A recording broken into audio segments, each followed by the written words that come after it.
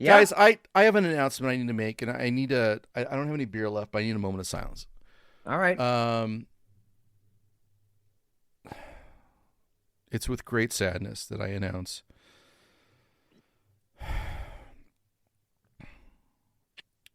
I broke my jerk toy. Whoa, Oh what? no. Whoa, what? And for whatever reason, it just came flooding out the tip. I mean, this thing just came all over me. So I Flooding out the had to tip. I don't know if you heard that on air, but I had to start sucking. Uh wow. The unspoken. I mean, nobody's come out and said it. But the unspoken message here is I'm not going to work my whole fucking life to make someone else rich and then have less time to enjoy that. My quote unquote pension, my retirement. Yep. Fuck you. Fuck you is what they're saying. Lay fuck. I think maybe if she would just let me wear her clothes, parade around the room. Does that count? It would definitely count. You're about to listen to Whiskey Hell Podcast, a show centered on recent news, excellent craft beer, and absolute debauchery. While the guys are getting ready, you can reach them on Twitter at whiskey_hell. You can also go to the whiskeyhellpod.com or email them at whiskeyhellpod@gmail.com. At the end, be sure to drop them a review as a thank you for the content. Looks like they're ready. Enjoy the show. And listener discretion is advised.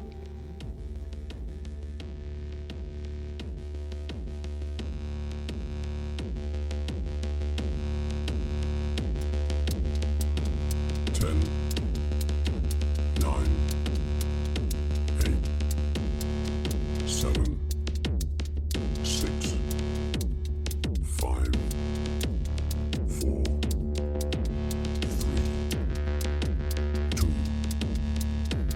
1. Thursday, 7/23. This is March 23rd. It's a Thursday, guys. Yes, we're recording early again.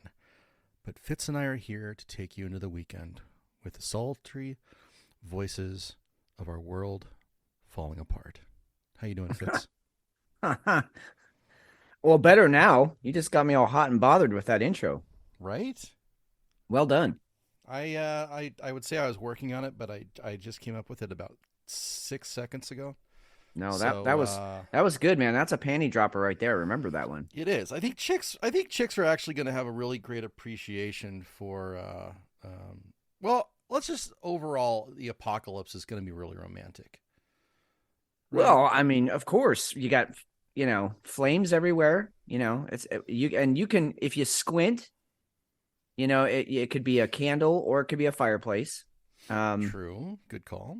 So, and then you have, big burly men running around in cosplay with, weapons.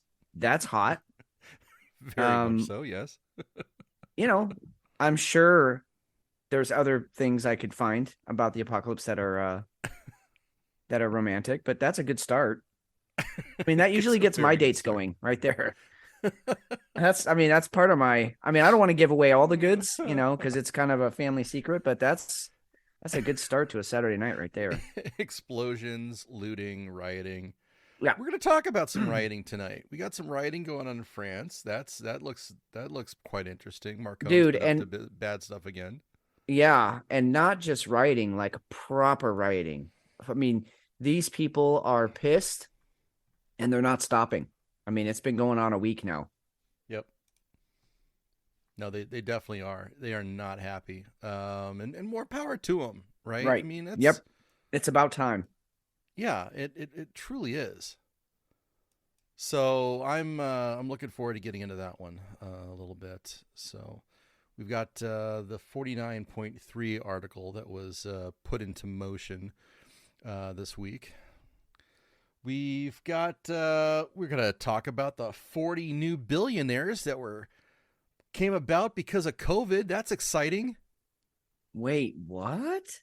I know, right? I'm shocked. We have People 40 new billionaires. people made money even though we were all locked down and in our houses and not allowed to leave. And if we did leave, we had to wear face diapers, and people made money. Yes. However, did they do it? Well, I think guess- they did it by being dicks. That's usually how it goes. The bigger the dick you are, the more money you make. All right. Well, we've got a ton for you, so definitely stay tuned. Let's get in our first BeersFitz. What do you got? Oh God, yeah, shit. You caught me with my pants down. I'm over here playing with myself, I guess. Hold on, let me crack this open. And I'm hoping all the ladies don't get all hot and bothered by me, by the vision in their head of me. Never mind, I'm not going there. Okay, so I'm pouring this. This is, I'm gonna take all the surprise and the waiting out. This is a beer that's definitely in my wheelhouse. So for any of you out there who were wondering what I would have this week and if it would be an IPA or perhaps a lager, or no, this is from Mason Ale Works, and this is called S'mores Chaos. This is inspired by campfires. It is inspired by our favorite camping trips and bonfires. This beer will warm your soul. Starting with our chocolatey battery pastry stout, we heap in loads of real vanilla and single origin cocoa. This tasty treat is thick with lots of C's. So it's a 13.5% Nice stout. Yeah, I mean, it was big, go big or go home. You know, I had a trip for this weekend planned, which we will discuss what happened with that. What a train wreck. So I'm not going on the trip anymore, but I figured, fuck it. Let's just still let loose on a Thursday night, because I haven't done this in a long time. So first sip.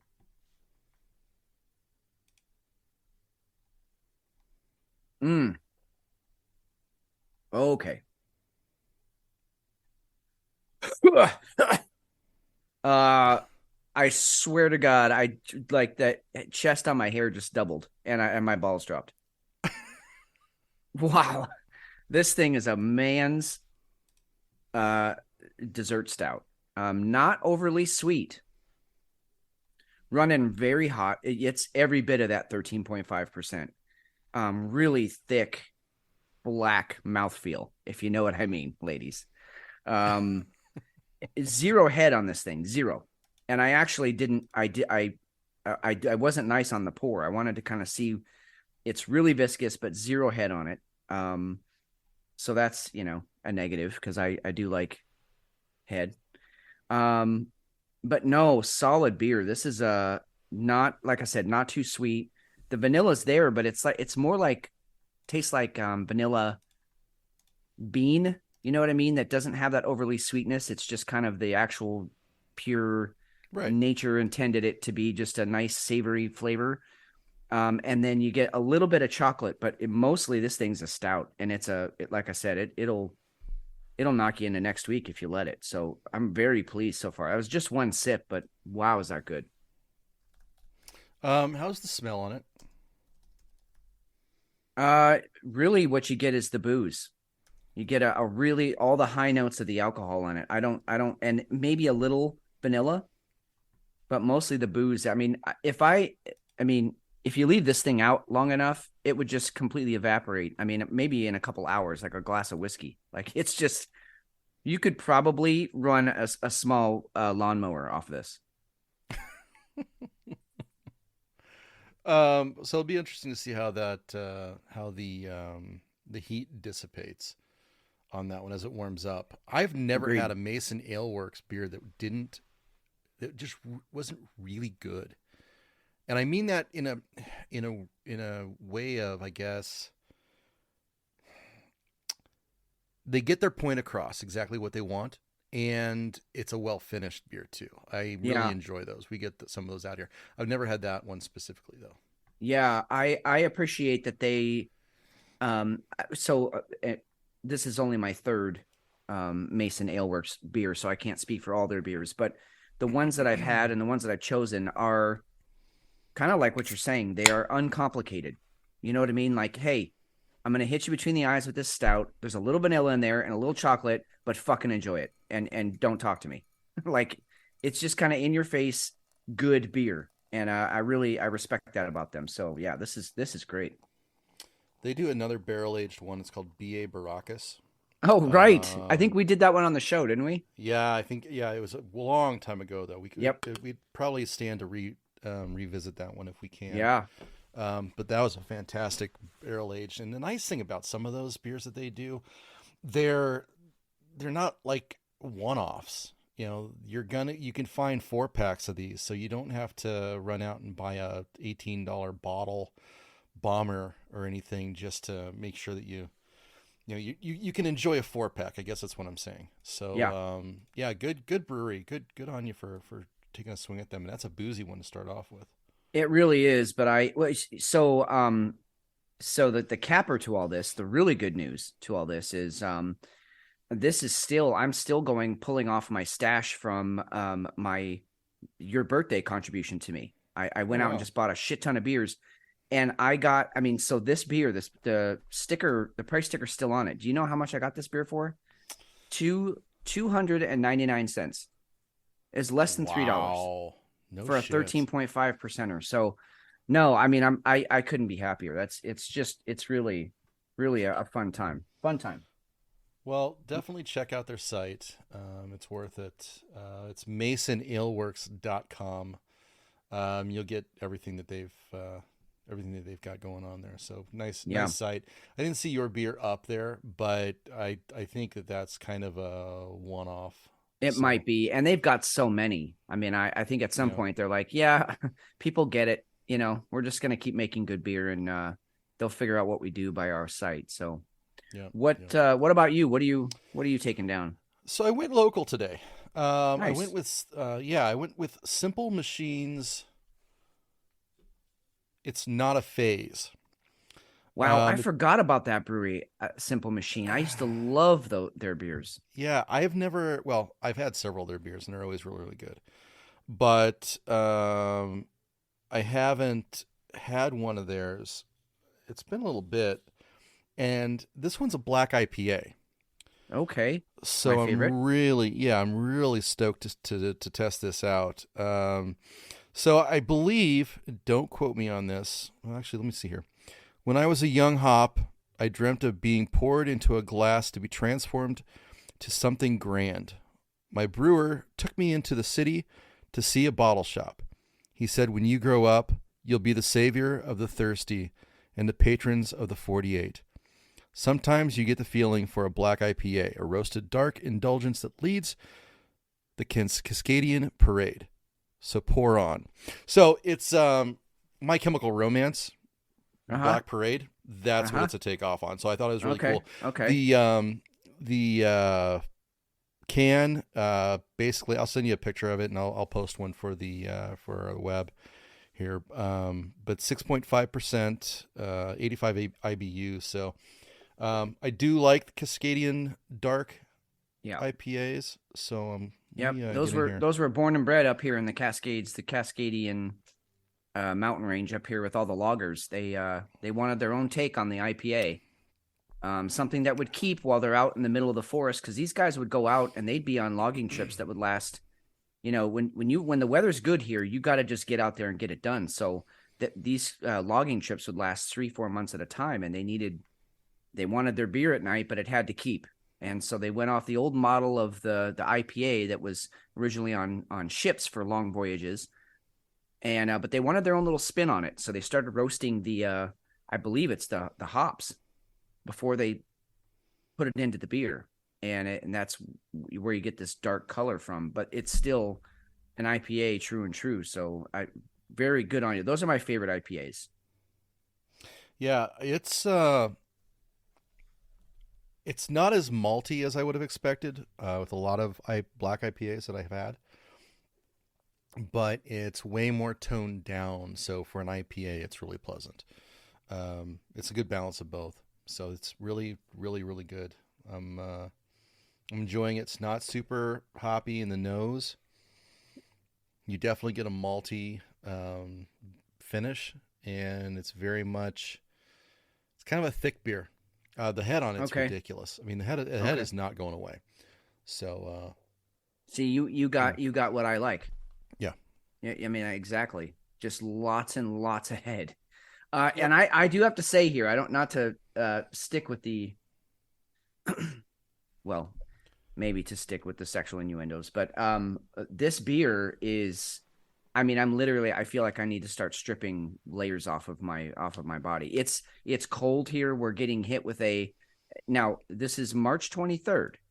We are getting hit with a winter storm. We're here in Eugene. We're expecting up to 4 inches of snow. And this is the reason I'm not going on my trip now, because I have to drive through a place called Grants Pass, and it's a pass through the mountains, but the elevation as you head up through those mountains is significant, and they are going to get anywhere from 12 to 18 inches tonight. Ooh. And tomorrow morning when I would be leaving, there's going to be blizzard conditions up there. And so I'm just not going to chance it.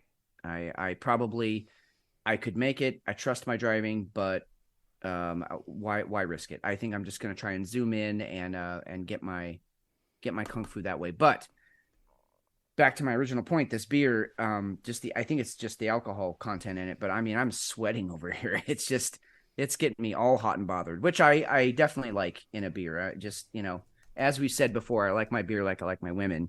And this thing's really got me excited. Nice. All right. Yeah. Well, we are kicking things off nicely, I think. Let's go ahead and take a quick break and get back into a little bit of housekeeping and find out what's been going on this week. Love it. All right. So, housekeeping-wise, not a ton went on from us. I think we were I know I was kind of out of it because I was on a cruise. So right, you were out of the real country, and you're kind of you're the one manning the Whiskey Hell Twitter account. Although you did get in a few good shots, and they were well received, I think. So it wasn't like you went completely dead, but there's times when you're out there at sea that you're not going to get reception or whatever, or you're just out having a fucking good time and you should take a break. So, but I mean, we didn't go completely radio dark, and we got some feedback out there. I love our podcasting community. And actually, while you weren't necessarily actively posting, we got tagged in a few things throughout the week, which I love. Because we're all this whole community, we're all there for each other. We all love each other. We're all supporting each other. And so even when other people had things coming up that they thought we might be interested in, they tagged us in it. So that was kind of cool too. I was kind of watching that all week. So yeah, good stuff. Yep. Specifically, thank you to I Hate It, Let's Watch It for always being very, very supportive. We got a little bit of chin music, I thought, from we did. Emily Men's House. She's on WTF. Well, What the Frick Live, at What the Frick Live. That's her podcast. Definitely go listen. Very funny. I love the ribbing. I thought it was really, really cute. So I loved it. So thank you for absolutely. doing that. You know what? And I mean, this is the kind of stuff. This is healthy competition. This is. Yeah. She basically called us out and was like, "Hey, we took over Whiskey Hell for the number 5 spot for news commentary.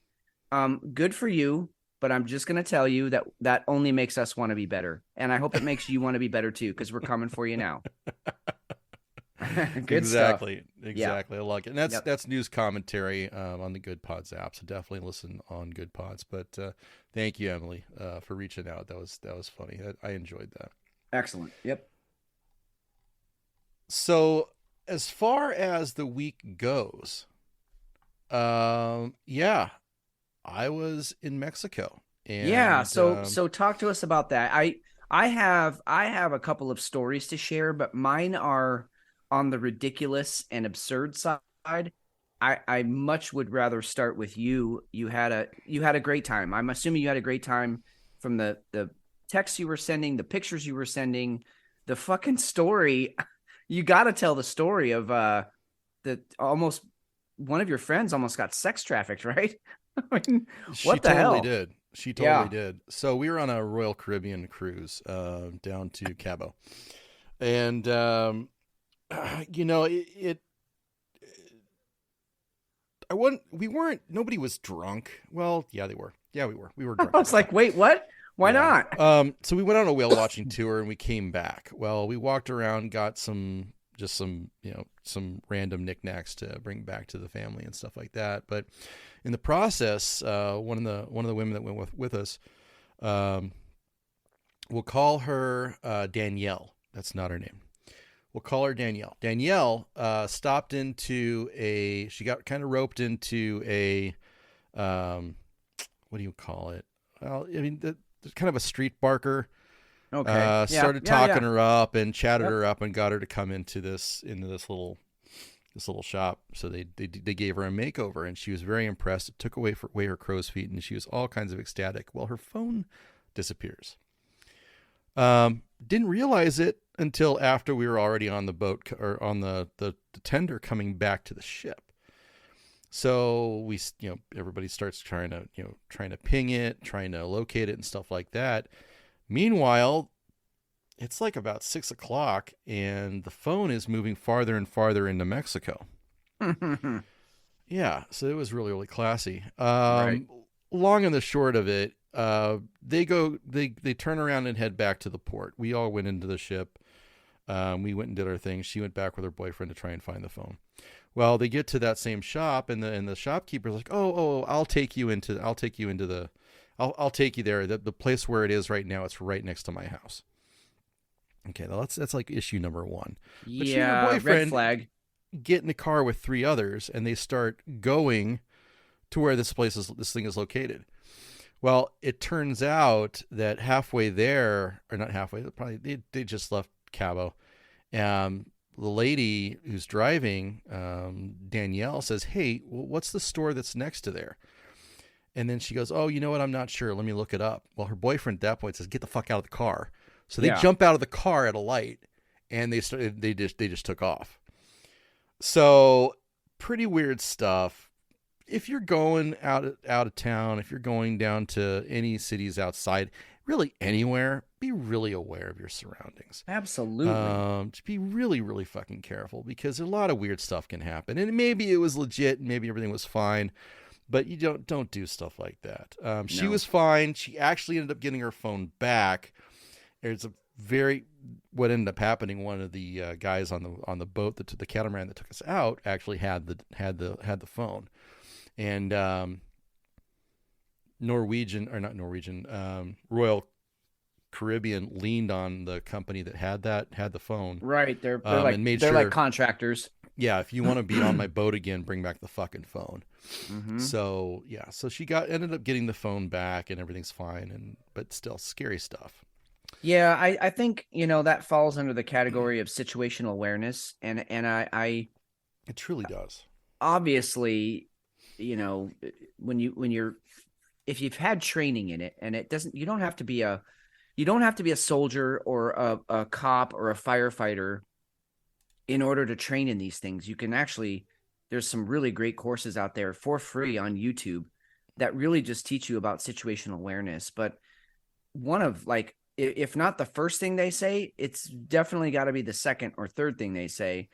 The phone's not worth it. Don't get in the fucking car. Don't ever get in the car when they don't know where they're going or they are being vague or whatever. It's just, in today's day and age, it's not worth it. Take the hit, take the loss, and get yourself a new phone. I know it's devastating, but it's better than disappearing somewhere in Mexico. Mexico's a bad place right now. The U.S. State Department is saying you probably, if you're an American citizen, should not be traveling down to Mexico. Although if you're on a cruise, you're going to be in those protected areas, so that's probably okay. But don't get in a fucking car. And I mean, yikes. I mean, they're lucky. They're really lucky, because that could have ended very differently. Oh, it totally could have. Yeah. So yeah, got off the boat, got offered coke, weed, I mean, Flexerol out of nowhere. Flexerol. That's random. Yeah. Yeah, it was just the wild, wild west. Did go to a pharmacy for the first time down there, and you know what? It's okay buying stuff without a prescription. Yep, it's the same drug, and for literally like 1/100th of the price. Hey, we have a Hefe sighting here. Let's pause the cruise talk and check in with Hefe. What's up? How's it going, Hefe? It's going pretty well. How you guys doing? Good, good. We were just Dude, walking through my adventure in Mexico and on the cruise this past week. Oh, Yeah, and I'm slowly, very slowly, ladies. I'm slowly stripping. I'm taking clothes off because this fucking beer is so. I am dripping sweat right off my brow here. I'm huh? you got some chili peppers there?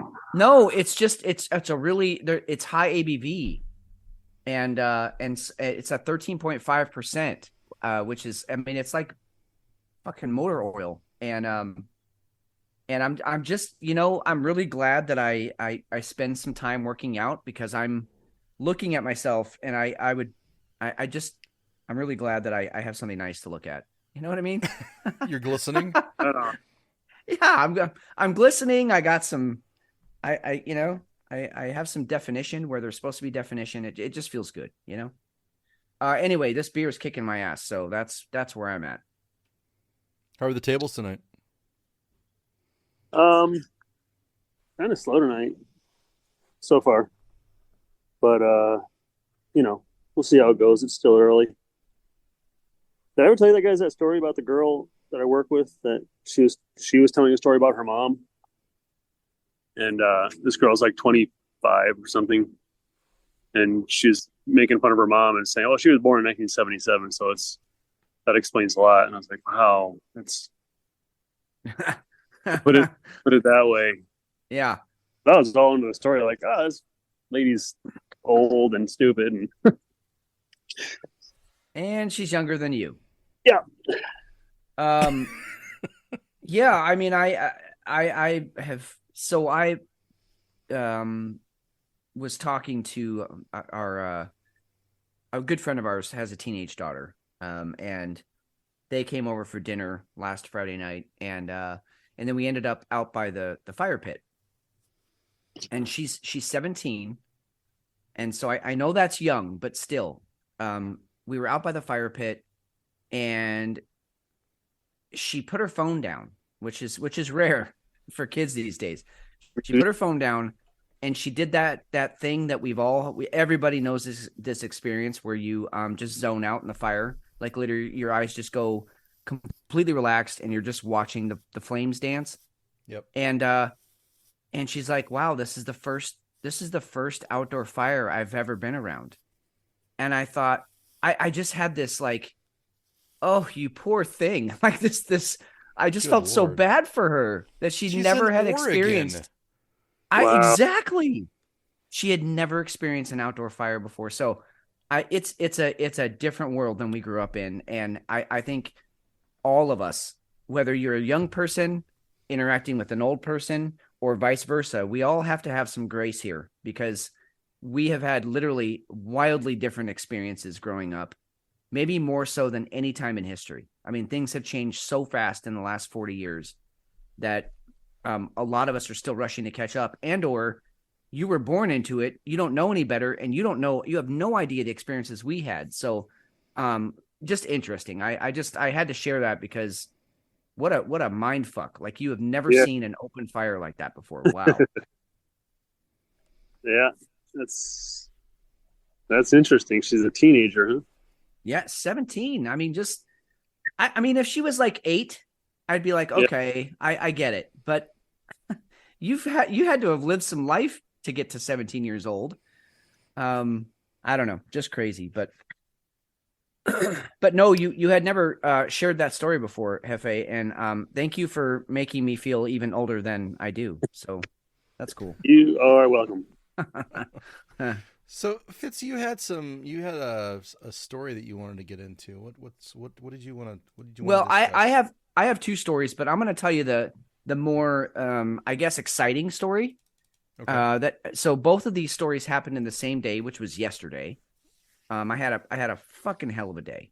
It was just one of those days that no matter how hard you tried to keep the train on the tracks, someone was up there with just laying pennies on the track and derailing you. It was just, no matter what you did, you were just destined to have a bad day. So You went to Ohio? No, but I was in Pennsylvania, which is close enough. No, so I had the shit day, so I'm like, fuck it. I'm going to go get a 6-pack of beer. And I have a corner market I can walk there, but it was cold and rainy, and I'm like, I'm going to drive. So I drive to the corner market, and it was like 9:00 at night, which, for Eugene, Oregon is like, that's late. It might as well be fucking 2 a.m. But the place was hopping, man. There was people there all over. So I kind of had to park in the shadier part of the parking lot. So I go in, I grab my 6-pack of beer. I knew right what I wanted. I always get the same thing there. I go stand in line, and in front of me is this fucking tweaker. And I'm not trying to be disparaging, but I mean, meth head, like, and actively high. I mean, He was probably a fucking just, tweaker. oh yeah, just shot up right before he came into the place. So he walks up to the counter, and he's got a bag of Funyuns and asks for one of the fucking hot dogs that have been on those machines all day. So they look like an old leather dildo that's probably been shoved inside of an elephant or something. Like, so he gets this hot dog and a bag of Funyuns, and then he's like, I want this scratcher, I want that scratcher, and he's like tapping the glass, because they're right in the glass on the counter, and he's tapping the glass. I thought for sure he's gonna go through the glass. I mean, he's like hitting it. I want that one. I want this one. I want 2 of those, and so he gets like 10 scratchers, and the dude rings it up. And he starts pulling out, he pulls out this wad of cash, this fistful of cash. Long story short, he doesn't have enough. The guy has to put some of the tickets away, but he makes a purchase, and he's pissed that he didn't get all the scratchers that he wanted, because he was like, that one's a winner, man. And the guy's like, well, I'm sorry, you can't pay for it, so I'm putting it back. And so he's agitated. So he turns around, and I'm next in line, and he gets in my face. He's like, what? What the fuck are you looking at? And I'm like, nothing, man. Just want to buy my beer. That's all I said. Just want to buy my beer. So he goes outside. He's shouting something. There's like 6 people in line behind me. They were all like, what the fuck is that dude's problem? So I pay for my beer. I go back to my car, and I'm in the darker part of the parking lot. And who the fuck is out there but Tweaker guy? Oh, no. And he sees me walking, and he's like, what? What? You want some? He comes running at me. He's like, he looked like a wild animal. Like, I could barely understand what he was saying. And he's getting all big. He wasn't a big dude, but he was trying to get big. Like lions, when they come at you, they, they're all claws and teeth. So he's coming at me. What the fuck do you want? I don't know where the leather dildo or the Funyuns went, because he was just coming at me with his jean jacket. And so I just stood my ground, and I slowly set my beer down, and I'm like, dude, you do not want any of this tonight.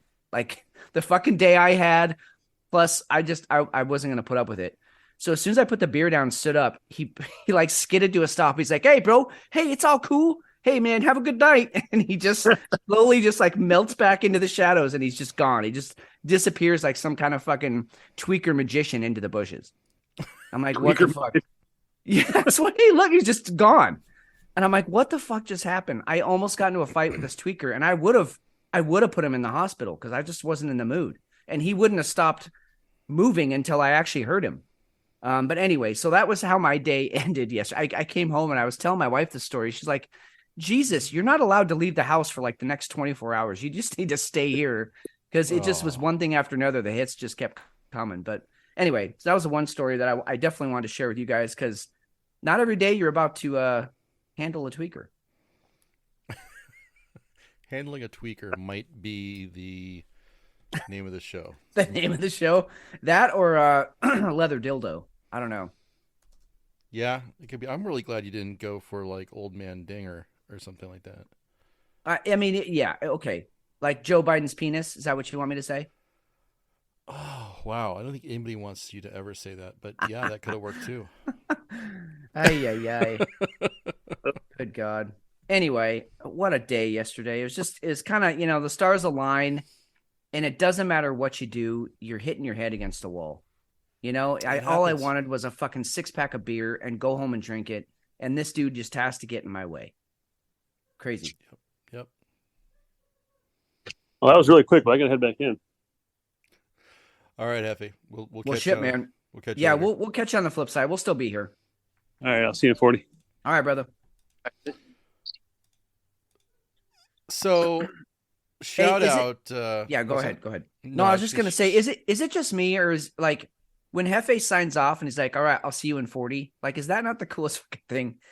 I would just say goodbye, but he's got to like tell us, like, "Hey, mark your calendars. I'm gonna be back I'm in going to 40 be here in minutes." 40. I am going to be here. I You're love going that. to have to. You're going to have to deal with me. I will be back in 40 minutes. Yep, absolutely, just love that, and love you, Hefe. Love you, McShane. This show is just, goddamn. I look so forward to this. Anyway, moving on. Well, I'm glad we're getting it in because we weren't sure we were going to be able to go ahead and swing it. Yeah. Especially after, I mean, the cruise was fun. But man, not restful at all. I ended up taking off today and tomorrow, just to kind of regroup and get my head about myself. But I totally woke up this morning bouncing off the fucking walls. Yeah. Because I was like, I have to go do something now. There's no relaxation because that's all I've been doing for the last 5 days. So yeah. So Anyway. recap. And so I'll be honest, I am anti-cruise. I always have been. I have no Okay. interest in going on a cruise. However, you had a good experience, and I am willing to be swayed. So what was the best part of the cruise? What was the part where you're like, I would go back just for this? I would go back because of the nonstop action. It was like being in Vegas on a ship that's moving. Okay. It was absolutely badass in that respect, especially on this ship, which was it was like being in a casino. It was like being in, you know how walking down Caesars, Yeah. or in the Caesar in the Caesar shops. Yeah. Right. That's what it is. Because then you just walk, 50 feet away and you're in your room. right. You've got all kinds of food options. We had the drink package. Now my drink package was, at the time that we bought it, it was, I think, $68 a day. Okay. Okay. I love this because the gauntlet was thrown down. Yeah. $68 a day, and you're like, I'm gonna make my fucking money.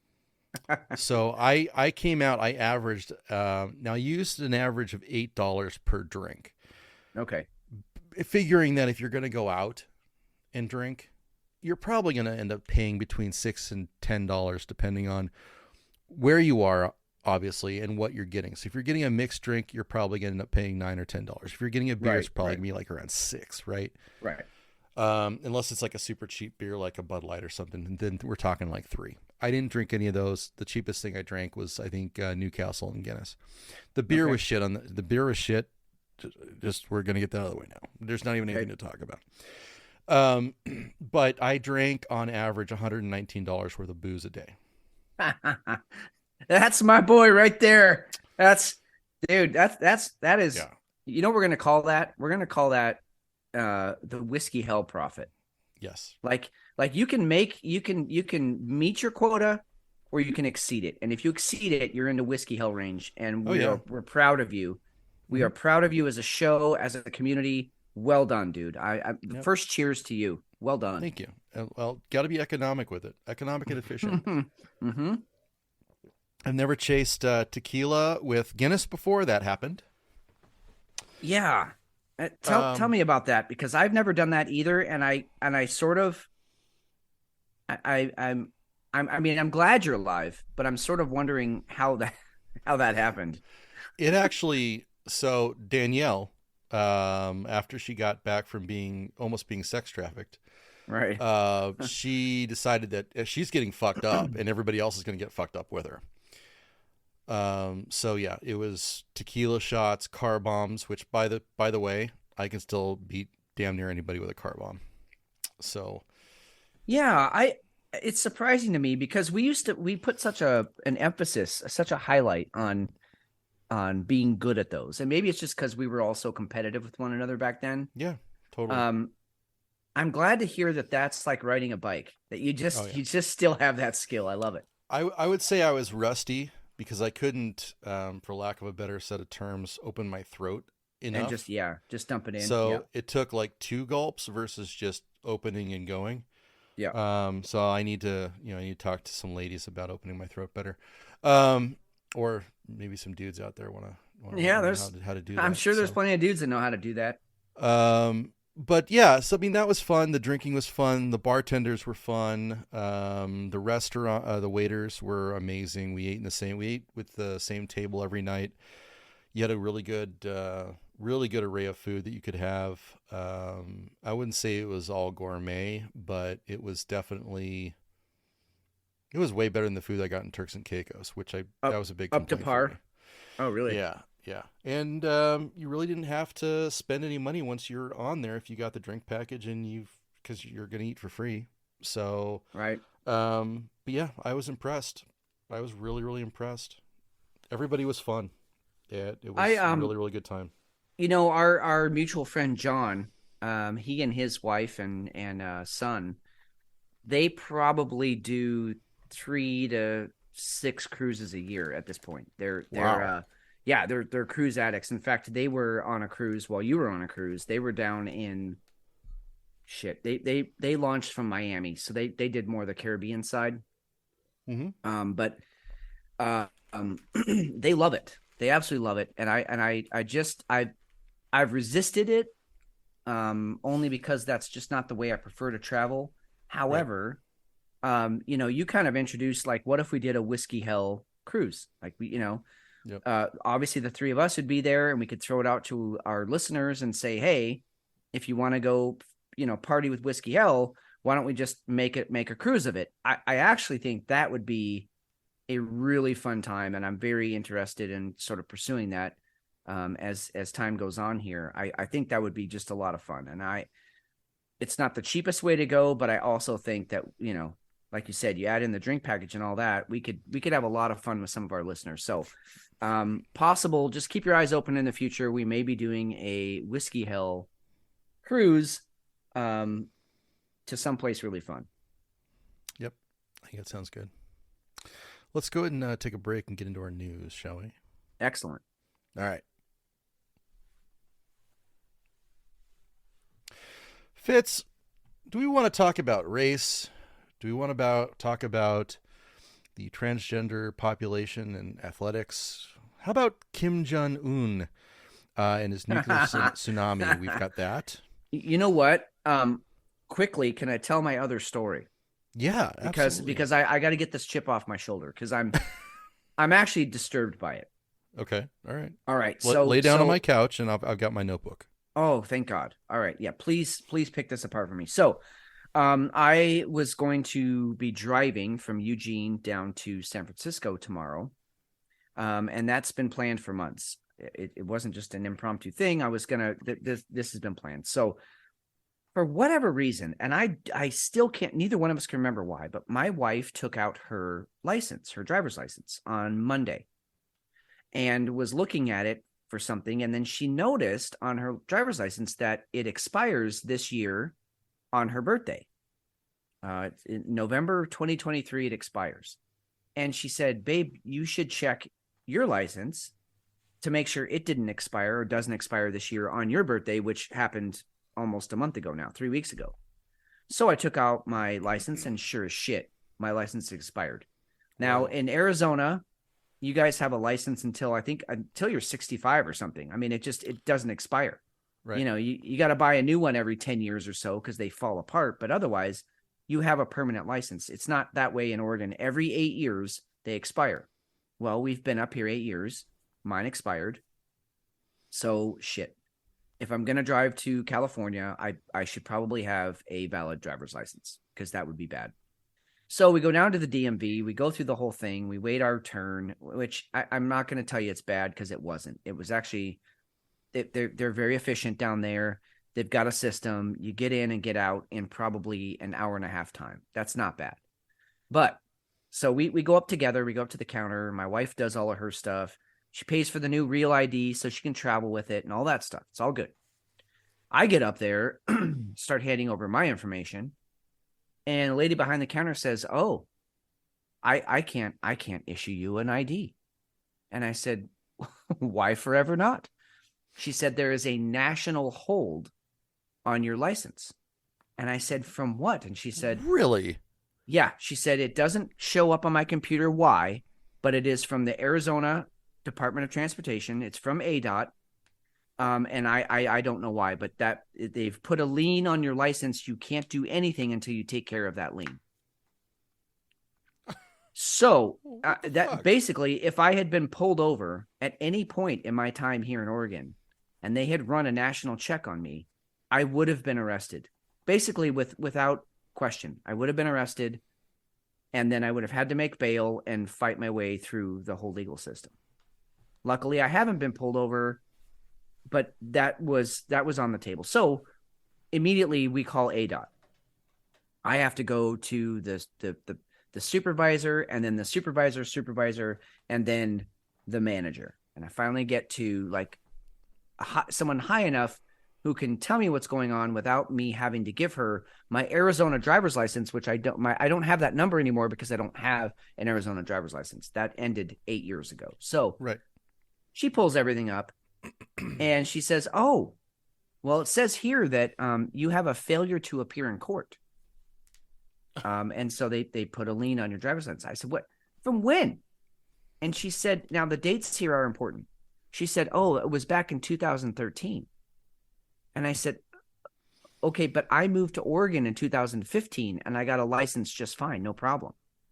She said, well, I don't know why it was put on there. She said, the courts are different than the DMV, but you have a lien on there from 2013. I said, but the ticket was paid. She said, yes, because I remember that speeding ticket. I definitely deserved it. I was showing off in my car and the cop saw it, and I definitely deserved that speeding ticket. And he was not a dick about it or anything, but I paid it. I paid it like in 2 days. I was like, yeah, I definitely was speeding. I'm just going to pay it.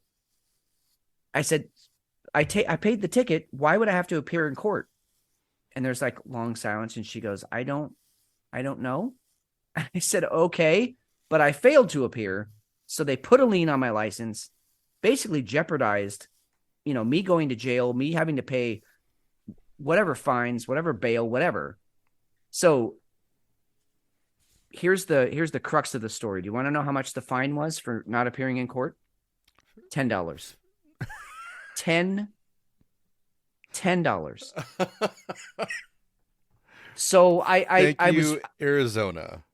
Fuck me. I was ready to just go off on this woman, and then I stopped myself because I'm like, it's not her. She's just doing her fucking job. She has no idea. Yep. So she kind of could tell. She's like, sir, I can fast track a payment. Would you like to pay this over the phone? I said, yes, please. So she took all my information over the phone. She paid it. She said, this will be off in less than 24 hours. And I said, thank you so much. Sure as shit, true to her word. I went back to the DMV today. So all of that happens. I mean, I'm at the DMV for like 3.5, 4 hours because I'm trying to sort this out while we're still there. And then I go get my beer, and then I almost get into a fight with a tweaker. So it was just one of those days. But I go back today. Very pleasant experience. They actually fast-tracked me because I was there yesterday. I got in and out in 30 minutes. I have a new license. I'm fully legal. Everything's okay. But what a clusterfuck. So I guess the moral of the story is, if you can go on ADOT or whatever your Department of Transportation is in your state and just run a check on yourself to make sure you're good to go, because no letter went out to me, no warning, no nothing. It just would have been a really bad day if I had gotten pulled over. And so I just, everybody, word of caution, go on there, log into your Department of Transportation website, check your record, make sure you're good to go, make sure you're legit to drive, because you don't know what's out there for you. So crazy. Anyway, those are my two stories. All happened yesterday. We're here at the show now, and I want to get into the news because I feel like the news is way worse than any bullshit I have going on in my life. Fitz, the government is here for you. They're here to protect you. Just remember that. Is that right? Yes. That's what they tell me. So breaking news, really quick. This is not on the show notes. This is not on the doc. U.S. military carries out airstrikes in Syria after a drone attack kills an American contractor. So we are now at war with Syria, who Well, has we're- committed. They have pledged to Russia. So let's bring on World War III. So I didn't tell you this, but I got some cigars while I was on the ship, and I'm going to be smoking one tonight because that might be the last time I get to. Fair enough. Fair What enough. the hell? I don't know. What do you I don't know. want to talk about now? Where do you want to go? I love where you were going with the Kim Jong Un thing. All right, let's stay with Armageddon. Because it's absurd, but then when you really think about it, actually, maybe this is possible because I don't know. I've never actually seen a nuke. I have seen a nuke. I've seen footage of a nuke detonated underwater, but it was like almost a mile down. I don't know what it would do if it was much more shallow. There's no footage of that. So anyway, let's get into the story and you'll know kind of where I'm coming from, but I don't know if it's possible or not. North Korean media has announced that leader Kim Jong-un oversaw the 3-day test of an unmanned underwater nuclear attacking vessel that with its explosion is reportedly able to produce a superpower radioactive tidal wave. I think I kind of got into, I don't know what that voice was, but it was a very poor one. And so you've that to look forward to, I think, maybe. That's from OSIOS Intelligence Defender. Let's see, it's at SENT Defender on Twitter.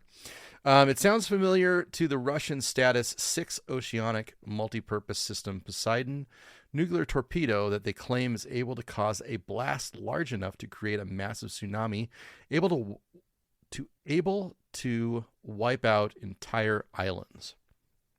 Yeah, I mean, I now the Poseidon I'm aware of, but I thought that one was air launched. Or I mean, it didn't have to be, but it went through the air and then penetrated down into the water, maybe 600 feet, and then detonated and created this huge, massive wave that went over everything. This one sounded like they just launched it from it was a torpedo. Yeah, exactly. Like just shot it off from a sub. And just detonated it already underwater, which wouldn't seem to me to have the same effect as a supersonic, hypersonic missile hitting the water with that kind of speed, and then you release the charge. I don't know. I'm not a nuclear physicist. I've read enough books to understand the basic concepts, but either way, you know what? Let's just say that because we know Kim Jong-un, he's a blowhard, right? I mean, oh yeah. Right. He's a psychopath too. Everything from North Korea. Yeah, you got to take it with a grain of salt. But let's just say he's half right. This is kind of a scary concept. I mean, I don't know. I mean, especially somebody who lives roughly, 50 miles from the coast. That's intimidating. And, I have friends up in Seattle. I have friends out on the coast here. That would just completely devastate. You would completely wipe out a Seattle, a San Francisco, and LA, right? I mean, if you detonated it close enough to shore, you created this kind of a tsunami. Even if the wave didn't kill you, the fact that radioactive water washed over everything, everywhere, would be a problem. I'm calling bullshit on it. I'm not buying it. Okay, all right. And no, you're right. Yes, that scenario, being able to generate that kind of power. Yes, I agree with you. That's scary shit.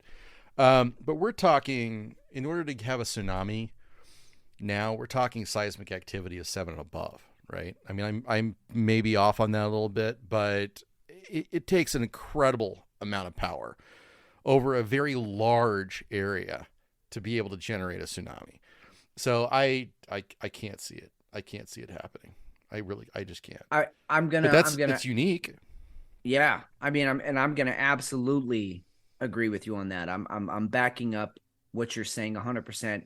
Now, you set off 50 of these things at 1 mile radiuses, or 1 mile spaced out down the coast. Now you're talking. That could be scary. And who knows? Maybe they have, one of these things, or maybe they have 500. We don't know. It's an We interesting don't know. concept. It is. Definitely give it that. And I will tell you the headline when I sent it to you, it was like, look at this fucking bullshit. And then the more you read into it, it's like, well, kind of scary, just sort of testing the waters of what the political, what the political waters are right now. The temperature is definitely rising. I mean, you can't deny that. And so something like this that you might pass off 10 years ago, you'd be like, whatever, dude. Now you're like, well, shit, that could really set things off. Maybe that's not a good thing. Yeah, right. This evening, more breaking news, which we don't have a lot to go on right now. But we'll have to wait in the coming days to see what else comes out, if there's any stories that are going to be coming. But Israel made it nearly impossible to kick out their PM for being a dick. Yeah. What do you? So I sent this to you, and I said, does this pass the sniff test to you? And of course, it doesn't, because what you basically have is a world leader, and or his cronies, his party, basically making it impossible for him to be removed. Even if he was incapacitated, he cannot be removed as the prime minister. And that to me just screams of dictatorship. Oh, absolutely. I mean, he's untouchable unless he dies. Jesus. And this is a guy who was facing an ongoing corruption trial. So it's like, we know he's going to be guilty. We're just going to go and throw this rule in that says that he can't be taken out if he is guilty. He can't be booted. So now he's in there, and it's done. It's bizarre. The final vote was 61-47. And this is supposed to, like you were saying earlier, this is supposed to be a democracy. Yeah, I mean that's what. There was a headline earlier that I found. I don't think I sent it to you, but this was the gist of it. Democrats vow to prosecute and imprison every Republican or GOP that they can in order to fight fascism. And so basically what you're saying is you have to go full on fascist, 100% fascist, to fight the fascism. Makes because sense. you're talking about eliminating an entire political party, the opposition, which is what Zelensky did. Anybody who opposed him in the last 3 years, they're gone. They're either black bagged, you'll never see them again. Their families will never see them again, or they're just completely, politically ostracized, and they don't have a career anymore. They have to run away to another country. So when you have a quote unquote democratic system, and yet the other parties have zero voice, is that democratic? Is that not fascism to its core? And we're doing that here in this country? What the fuck? It sure feels like it. It does. It does feel like it. There's no difference between Putin knocking off any opposition or anybody who talks against him. There's no difference with what Xi's been doing in China. Yep. It's just we're going down the fascist road, which is pretty scary. Pretty scary stuff. Hey, McShane, do you remember? Let's take everyone back. We'll do the the whole, Brady Bunch. Let's go back in time. Do you remember a day when democracy seemed like this inoculation for the world against all of the dictators and the world hunger and the money mongering, the greed? Democracy seemed like this thing that was like, well, okay, but it'll take care of itself. The free market will take care of the greedy people because people won't buy from them anymore. And world hunger isn't a thing anymore because we have enough money because of capitalism that we can just feed everybody. And I mean, remember, World Aid and the whole the African thing when all the singers got together. What was that? Africa Aid. I mean, there was Live a Aid, feel Live Aid. in Live Aid. Thank you. There was a feel in this country that if we could just all come together, we could solve any problem because the whole was greater than the sum of its parts. Right. And now you start to see stories, you start to see things, countries, our country included, that are actively promoting division, that are actively promoting separation and argumentation over pretty trivial things. And yet you're either with us or against us. This is a very dangerous time just in that sense. I'm not even saying violence in the streets like France, which we will get to. I'm just saying, just here at home, you have to be cautious of what you say and how you say it to your neighbor or your coworker. Sure. And that's so then it makes all of us start to pull back and say, maybe I don't have freedom of speech. Maybe I don't have the right to exist the way I want to exist and to have the beliefs that I have. And they've got us all right where they want us, as I see it, which is that we're not going to speak up when the real big shit starts to come down. Very scary times. Let's go ahead and get beer 2. Are you ready for it? Because I want to get into something that's major happening in France, and I don't want to. Yeah, no. That's a good call. And I just to say, yes, I am ready for beer 2. Just to clarify, I'm not trying to be a fearmonger. I'm not trying to be gloom and doom.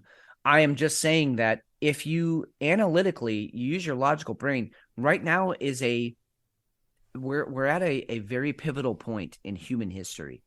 And the excitement is we all get to live through it. The worry is that it might not turn out the way we want it to.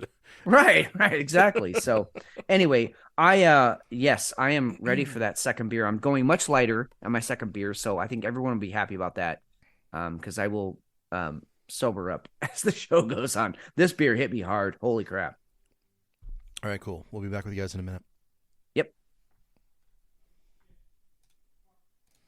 All right, so getting into beer 2. I'm sticking with a simple plan.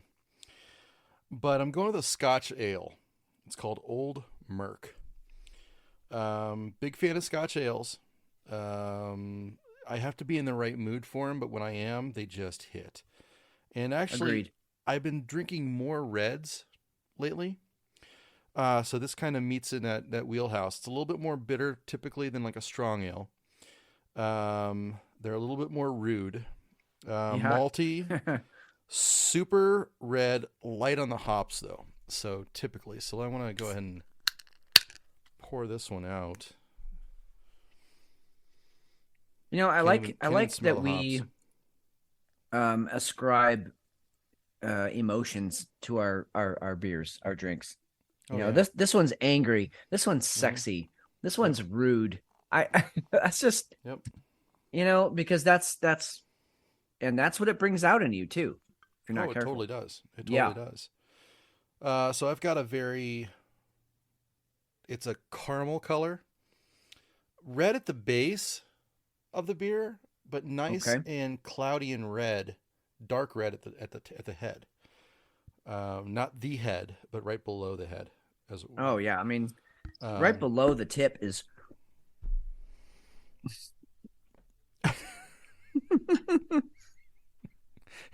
Is a grip. Holy shit, dude. As I was saying that, I opened my beer, and for whatever reason, it just came flooding out the tip. I mean, this thing just came all over me. So I had to, I don't know if you heard that on air, but I had to start sucking. Wow. Hold on. I clean up on aisle 3 here. All right. Flooding out the tip. It did. This is a very strange beer. I mean, I'll get to my beer. We're still on yours, but this is an odd beer. I don't know why it just did that. There's no reason it should have just exploded all over me. Well, I didn't excite it. Carbonation? Is it highly carbonated? Apparently over-carbonated. You have a vigorous beer there. It is vigorous, and I respect it for its vigor and vim.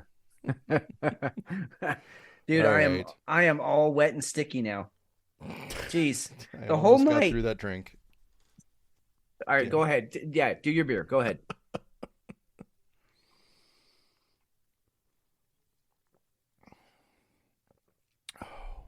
Caramel malt.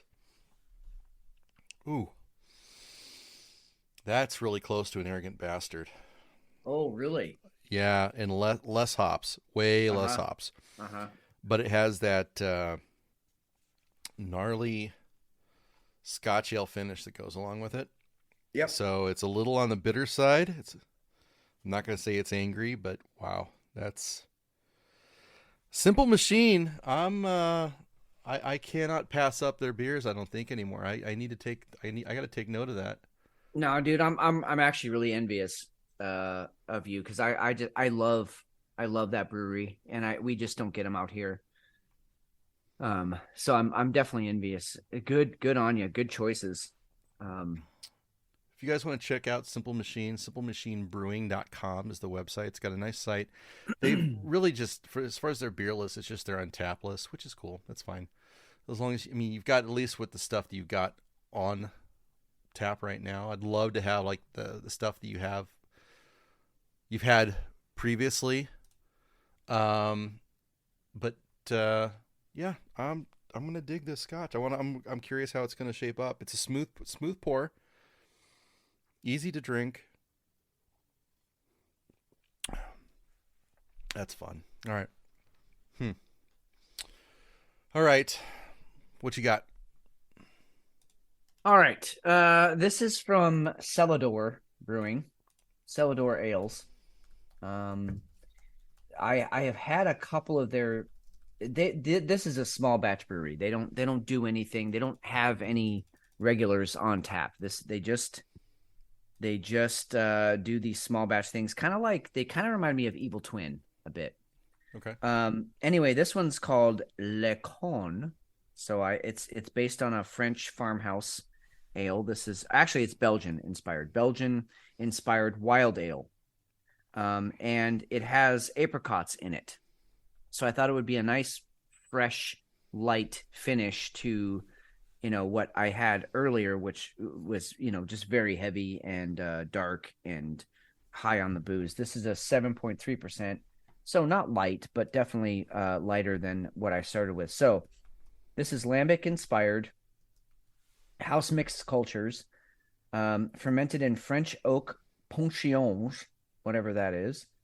And this is in an actual farm. They brew this on the hops that they get are from an actual farm in San Luis Obispo, California. So I opened this thing. It looks like this was bottled in 2020. So this is not a new beer. This has been just kind of bottle casking. And so maybe that's part, or maybe the carbonation process was still kind of happening. So when I popped that top, it just blew. It was like a fucking volcano. I mean, you heard me. I was in the middle of a sentence and I had to just immediately, mouth the thing. Engulf it with your mouth. Yeah. I mean, lips wrapped around the tip and you just start gulping, how could you not? I mean, what else do you do with a tip that's overflowing? So anyway, so everything that my first beer was, this is not. And everything that my first beer was not, this is. So this is one of those, I poured it into my glass here, and it's probably 60% head and 40% beer. And it's just slowly going down. I mean, it really is highly carbonated, really foamed up. But while I'm letting it go down in my glass, there's still some here in the bottle. So I'm going to go ahead and give it a sip. I did have a bit of a taste of it when I was giving it head, but I really want to have like the actual liquid here.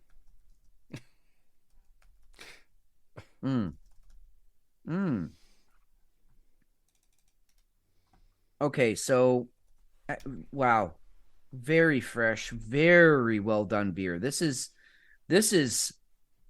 you're out with your girl dancing through the daisies in some sort of, Sound of Music sort of scene out in the grass and the hills and the beauty and nature. And then you both just ha ha ha, someone falls down and you fall on top of each other, and then it's wild, crazy sex in the grass with the bugs. Um, it's light, it's refreshing. It's a little sour, but Okay. not to the point that it's unenjoyable or that sour was the point. The sour is just sort of like that's because we used actual wild hops in this, and that's kind of a byproduct of the brewing process. Really clean, fresh. I mean, literally, as soon as you drink it and swallow, it's gone. I mean, you might as well be drinking water at that point. Very clean, very fresh. As I said, I've had a couple of their beers before. They weren't Yeah, memorable. we've had them on here too. You've had them on here. Yeah, right.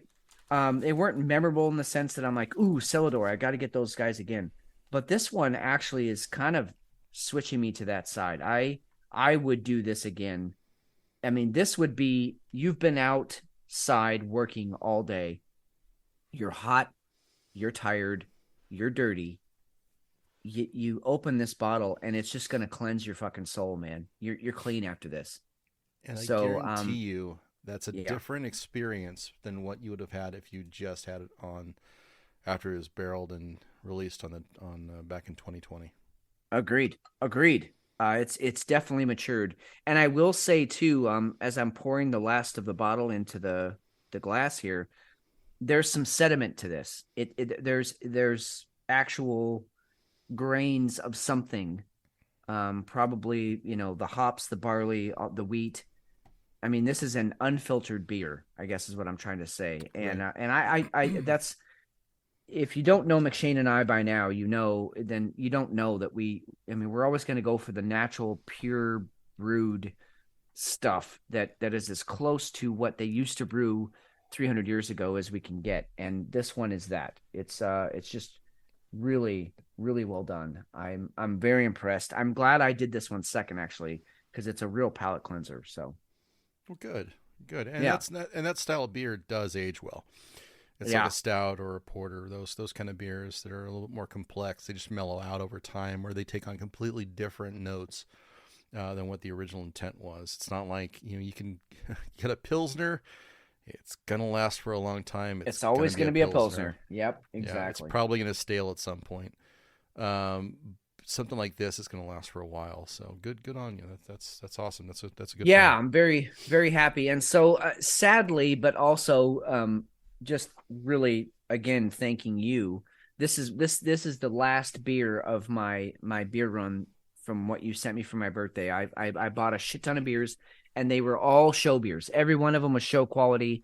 I wasn't going to drink them during the week or on a Friday night. They were just for the show. So, but this is my last one.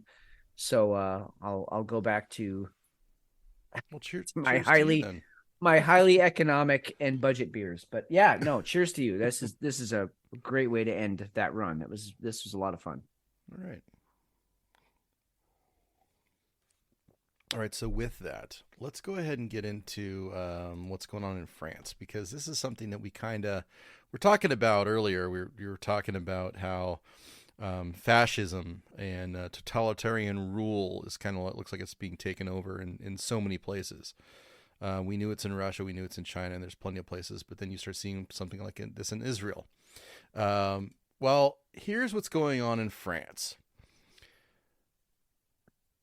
After Macron's use of the nuclear option on unpopular pension reform, the whole country, not the whole country, but pretty much the whole country. thousands and thousands of people are, I'm not going to say taking up arms, but they're out in the streets protesting, burning down courthouses, government buildings, and people are absolutely pissed. This guy, President Emmanuel Macron, decided that he was going to go ahead and basically veto and push through, not even veto, we're just going to call him pushing through. Oh yeah, This article, yeah, the pension plan change, which was going to change the retirement age from 62 to 64. It has pissed off everybody in France. Yeah, so if you had to guess, I mean, I'm watching your screen right now, so I'll know if you look this up. But if you were to guess, what do you think is the population of France? What do you think their total population is? Um, 45 million. Okay. See, and I guessed 80. So the truth is right in between the two of us, which says a lot about you and me, because if the two of us are together, we basically will find the truth. We'll find average. Yeah, well, the average between McShane and Fitz is pretty much the truth. 67 million Okay. people. So Germany is 83 million. The UK is also 67 million. The US is obviously like 340 million. So they're not a huge country.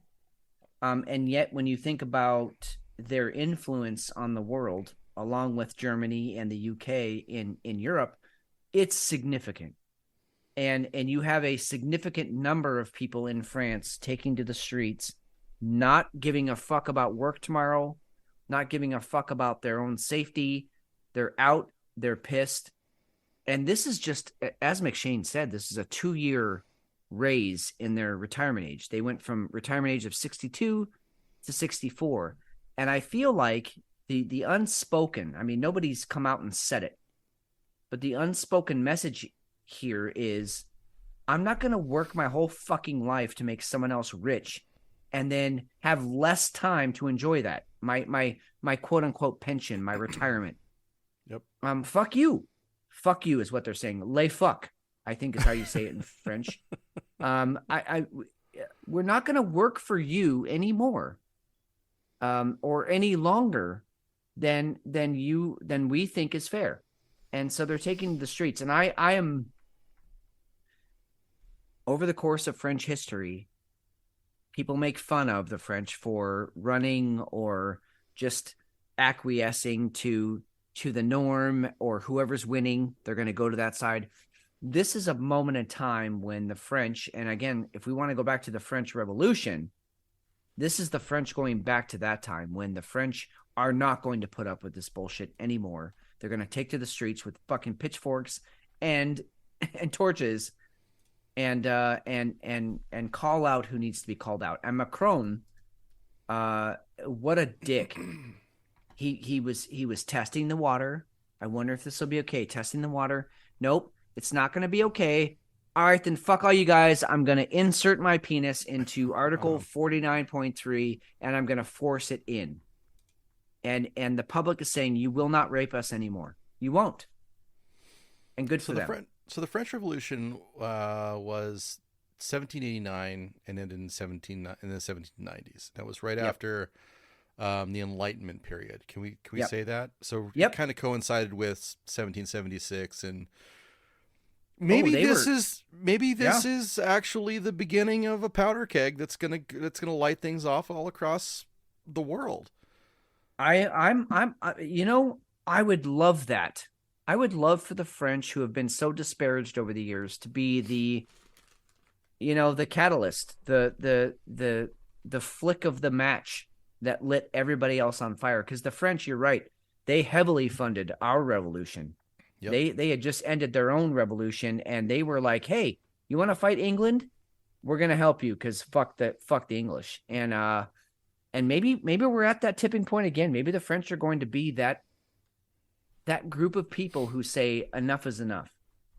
I don't know. They've been helping out and funding the Ukraine as much as anybody, right? That's true, and that's not a positive in my opinion. No. It definitely isn't. But you've got you kind of have the same kind of catalysts, right? That are kind of lining up.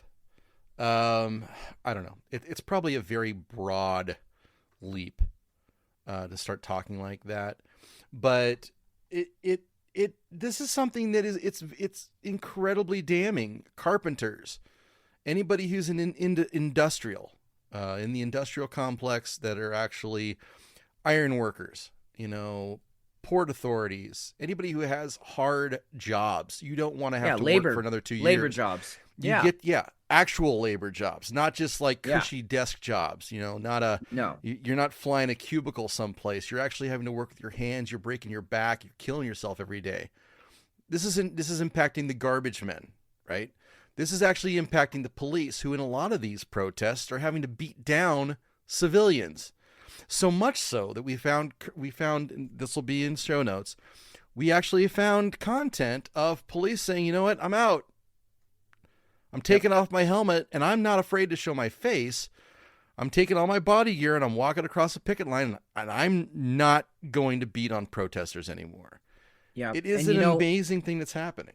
Yeah. I mean, I'm not an overly emotional guy, but when something hits me in the feels, I'm not afraid to cry. And this footage right here, because if you watch, there's cops in the front leading the charge. There's cops on the side protecting the people in the middle, and there's cops in the back making sure that the rear is protected. To me, I got very emotional because that is people. I don't care what your fucking job is. I'm a cop, you're a doctor, you're a lawyer, you're a machinist. I don't care. I'm a person, and I'm going to support you. And I'm going to protect humans you. Being human. That's right. And I really got choked up at this footage. And, the other cops are looking around at each other. I mean, you can see them looking at each other.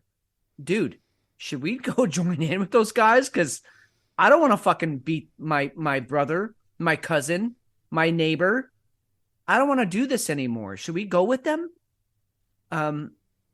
This is the kind of movement. This is the power that we have as individuals, is when you stand up for the right thing.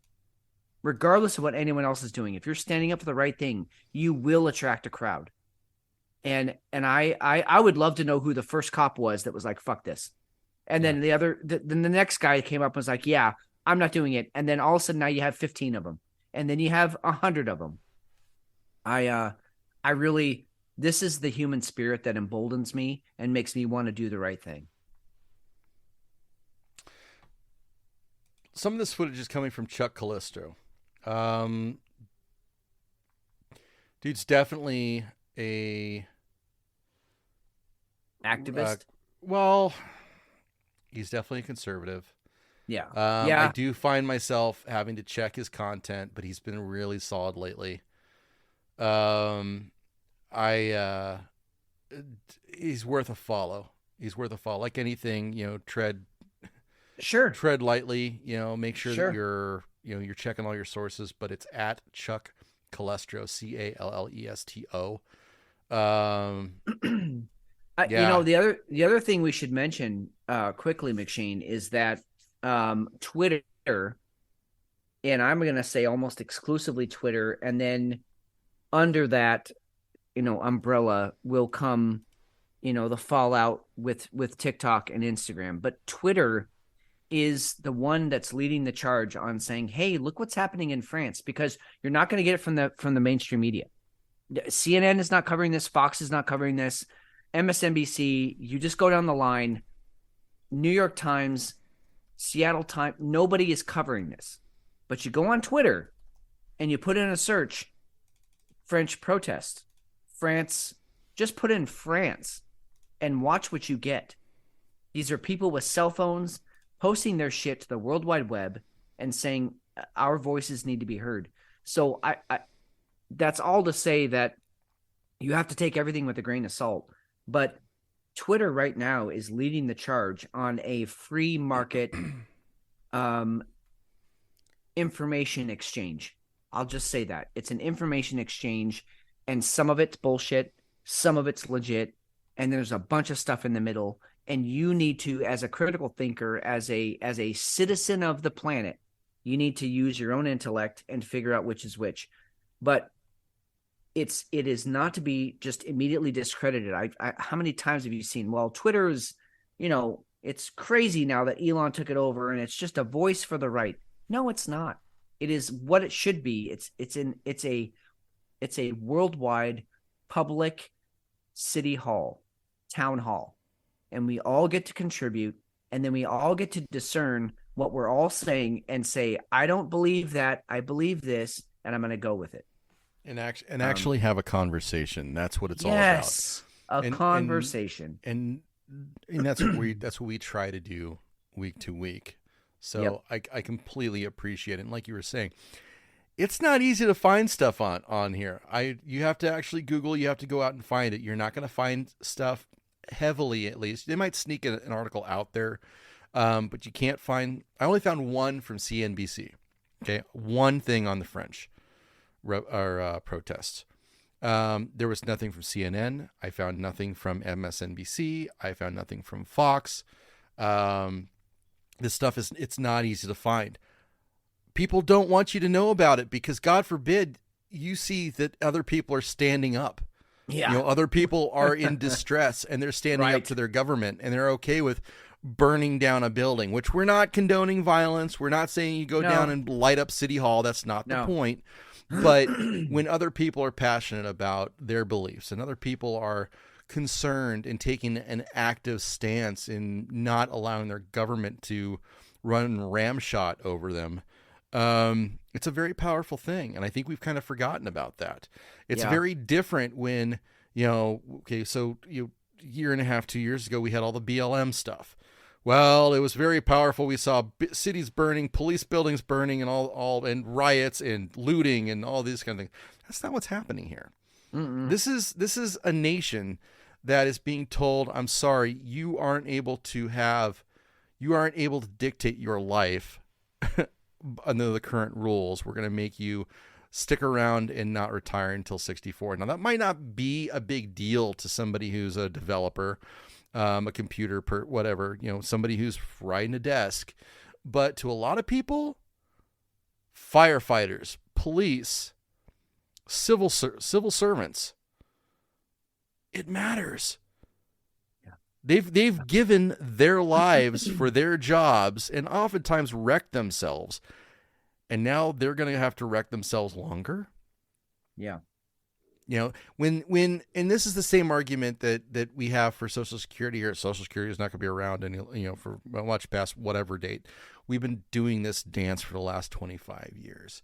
When somebody says you're not going to finance it, you're not willing to go ahead and make a change to the system in a way that benefits all monetarily, or you're not allowed to make an adjustment that doesn't produce undue burden on somebody, that says a lot about the value that you have for the people of your country. You're basically saying you're disposable. Amen. And that's brother. not right. Dude, I mean, well said. I could not have said any of that better than what you just said. That's exactly right. We are supporting the worldwide economy on the backs of workers. And I mean, you could say it's a Mexican worker, a Chinese worker, an American worker. It doesn't matter the color of your skin, your culture, your background. The fact is, you wake the fuck up at 6 a.m., 4 a.m., 2 a.m. You wake the fuck up. You go and you do physical labor and you earn a wage, which you are heavily taxed for, by the way, if that doesn't seem cool. And then you go home and you spend what little time you have with your kids. Your body is fucked. I mean, in your 20s, you recover. In your 30s, you start to feel like shit. And I'm here to tell you, in your 40s, 50s, and 60s, it's a goddamn slog to just get out of bed, to just make your ankles work, to make your knees work, to make your back work. And these people are being asked to do it another 2 years, like you said, McShane. I mean, like I said, well said. I can't. And while as Whiskey Hell, the podcast, we are not condoning any violence, any destruction of public property, anything like that. I am absolutely telling every one of you to stand up for what you believe. And I have a lot of pride when I see humans. I don't care if they're French, Russian, Thai, Mexican. I don't care. When you have human beings standing up and saying, no more, we are not going to take it anymore, I will support you, brother and sister. And fucking they, whatever that is, sibling. I will support you until I die because you are standing up for actual human rights. And the aristocrats, the bureaucrats, the people, whoever they are in quotes, they don't give a shit about you and me. So we have to give a shit about each other. And I give a shit about you. I give a shit about all of you. And I'm all about it. Go for it. Support yourself, support your society. Especially if you've got like the Dutch farmers who are spraying manure on riot cops. A manure machine? Where did they get this thing? It's awesome. I want one. It has to be some kind of a grain spreader, and they put shit in it. Yeah. Very creative. So, I feel bad for the cops. I feel really bad for the cops. I do too. And now They're that just I'm trying to looking do a at job. it, and now that I'm looking at it, though, it looks like I'm not sure if it is.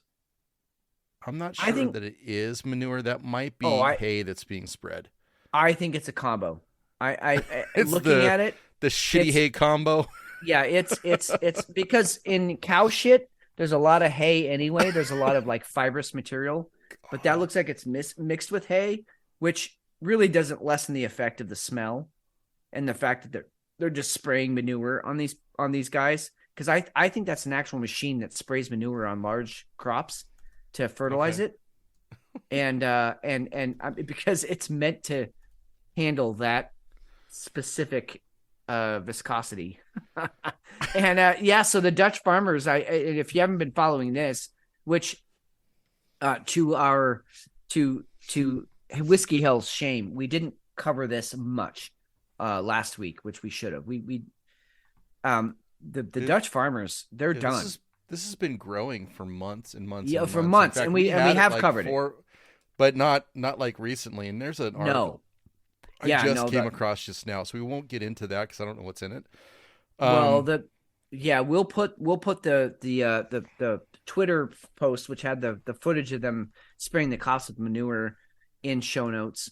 Also, there was an article earlier this week about all of the tractors and farm equipment that they just parked downtown. They just drove it downtown, parked it, pulled the key out, and left it. Walk away. Yep. And what are they protesting? It's again, this is going back to the climate cult, right? It's they're gonna have the amount of nitrogen that you can use, which directly impacts the amount of farming that can be done because you can't fertilize without nitrogen. Nope. And then there's other constraints that have been thrown on them. So and the Netherlands is a major contributor to feeding the world. Yeah, they're the breadbasket of Europe. They really are. They are like our Kansas, Iowa, Nebraska, North Texas, Oklahoma. That's what they are to Europe. And here's the thing: for those of you who aren't, either chemistry majors or haven't spent their lives on a farm, I spent enough time on a farm to understand nitrogen. What nitrogen does to the soil is allows you to not have to rotate your crops every year. You can rotate your crops now every 4 or 5 years, which means that you can utilize your land to grow cash crops. In other words, crops that feed people or crops that feed an industry. You can use them instead of just one season, and then you have to let them foment and recoup for a couple of years before they're ready to plant again. You can use that same land for 5 years straight, and just basically rape the shit out of it. Just take everything you can from it. Then it's got to sit, but you've gotten a lot of income from that one land. I mean, and so this is kind of if I just want to give a quick shout out to Peter Zahan. I think that's how you say his name. I might be mispronouncing his last name, but look him up. I first heard about him on Rogan. But he's got a ton of videos out there on YouTube.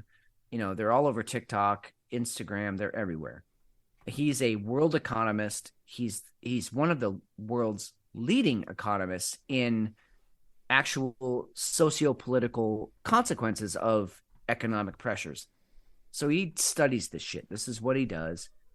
He studies populations. He studies nitrogen. He studies farming. He studies all of it.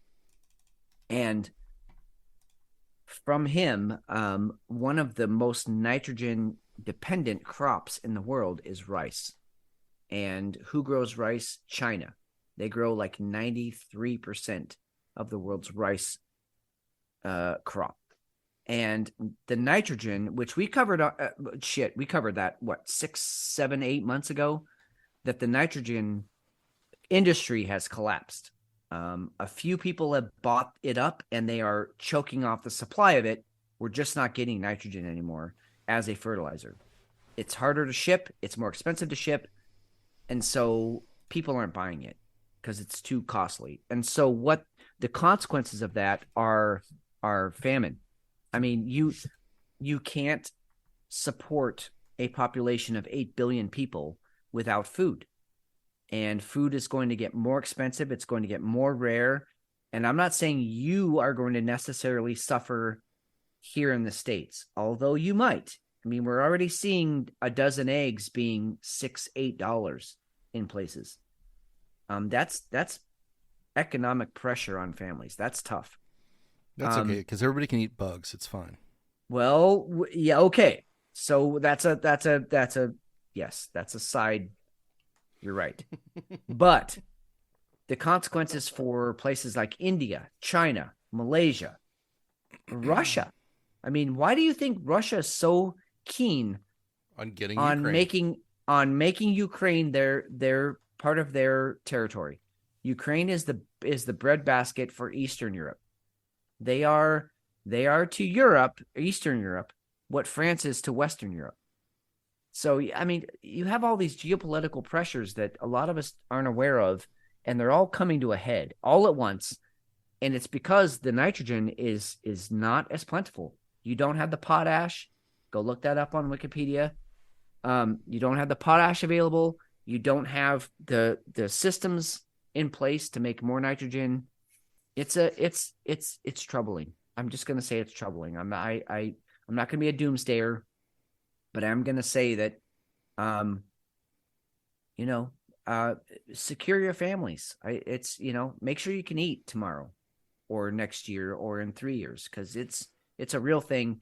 And God, what sucks is that it's going to hit those third world countries first and hardest. And we all get to sit here in our homes, with our candlelit dinners and say, well, shit, this meal was more expensive than it was last year. But that's about as far as the conversation goes. Meanwhile, people in Africa, India, China are starving, and that sucks. Yeah, it does. It does, which is going to lead to more war, right? More bloodshed, more territory, more desperation. Yep. People are desperate. Shout out to Rebel at Rebel XXP on or CGG Rebel on Twitter. His comment was, "Don't they protest every day about something? Just seems like it good for them." There's a lot of protests, but not this. Yep. Not like this. We're not talking about millions of people. Good call. Lashing out and being willing to go to jail, be put down, sticking their necks out for what's right. It's very different. So thank you for the comment, though. I appreciate it. No, and I mean they have been protesting for. I mean, to your point, bro. They've been protesting for years. They've had a major immigration problem in the United States, with all the Muslims coming in and really sucking off the system. And so they've been protesting that. But to your point, McShane, those protests were tame. They were definitely far fewer people. This is different. This is affecting everybody. And so everybody's coming out. Everybody's saying, fuck work tomorrow. I'm going to go out and my voice is going to be heard. It's a big deal.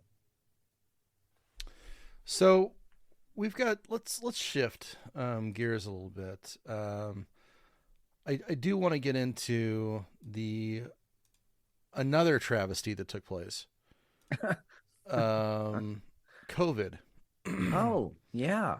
With the risk of getting blue lined by Spotify. Yeah, at this point, bring it on. I actually see that as a badge of honor at this point. It is. And we didn't get one the last time we talked about COVID. We did the time before that. And all we've done is it's just information. Do with it what you will. Yeah. But this is a Forbes article, and this is the top or the meet the 40 new billionaires who got rich fighting COVID. Now, we could go through the whole article and go line by line. I don't think we need to, just because we've established it was a money grab. We've established governments funded this shit, and people are paying for it, and we're going to be paying for it when Moderna and Pfizer get fined and probably sued. There's trademarks. There's what the fuck else do you call it? Not a trademark. It's the other one. Patents that were infringed on. You've got Fauci made bank off of it. The NIH actually made $400 million for their patent off of this. So we know that this is a big pile of shit. But your billionaires, did you look to see what countries the billionaires are from? Yes, which is the most maddening thing. And by the way, I mean, regardless of your belief system, that's irrelevant at this point.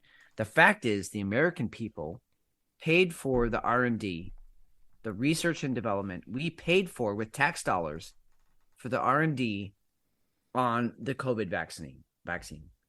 But when it came to the profits, we got zero return. Zero.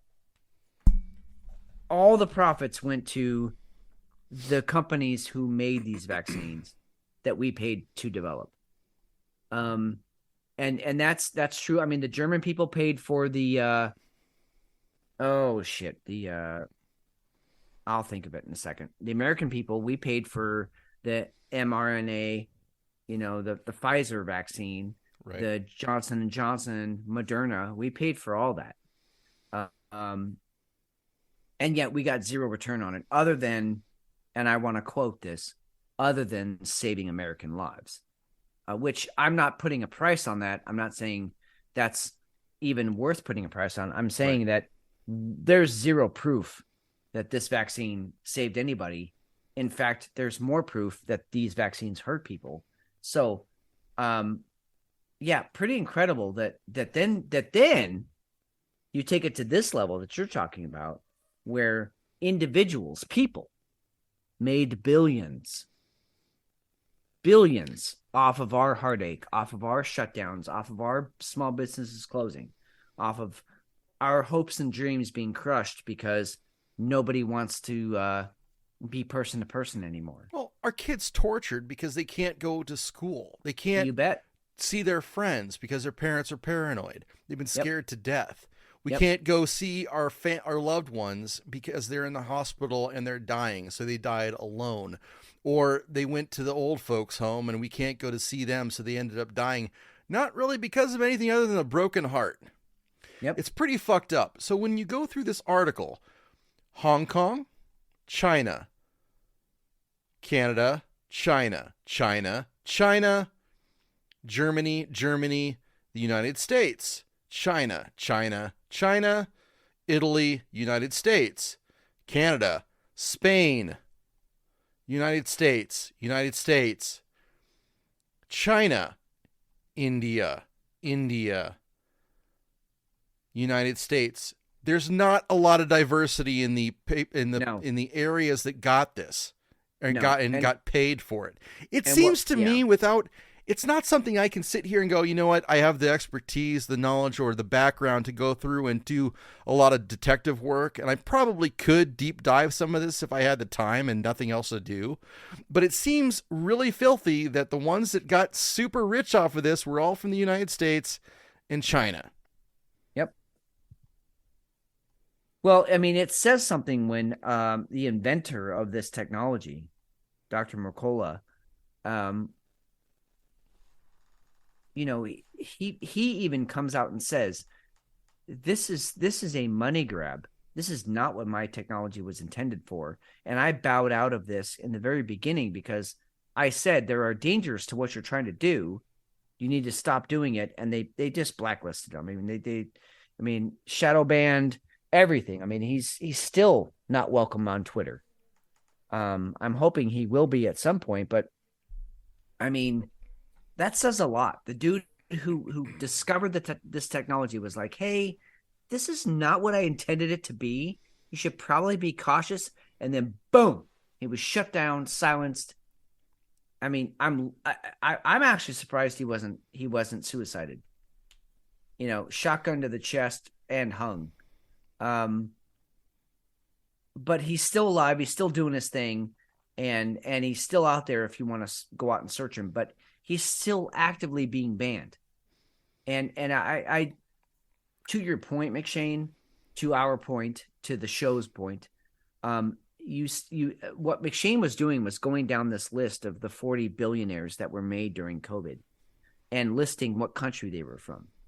So I'm watching him scroll, and yeah, it's basically 3 countries: the US, China, and then Europe in general. India for sure.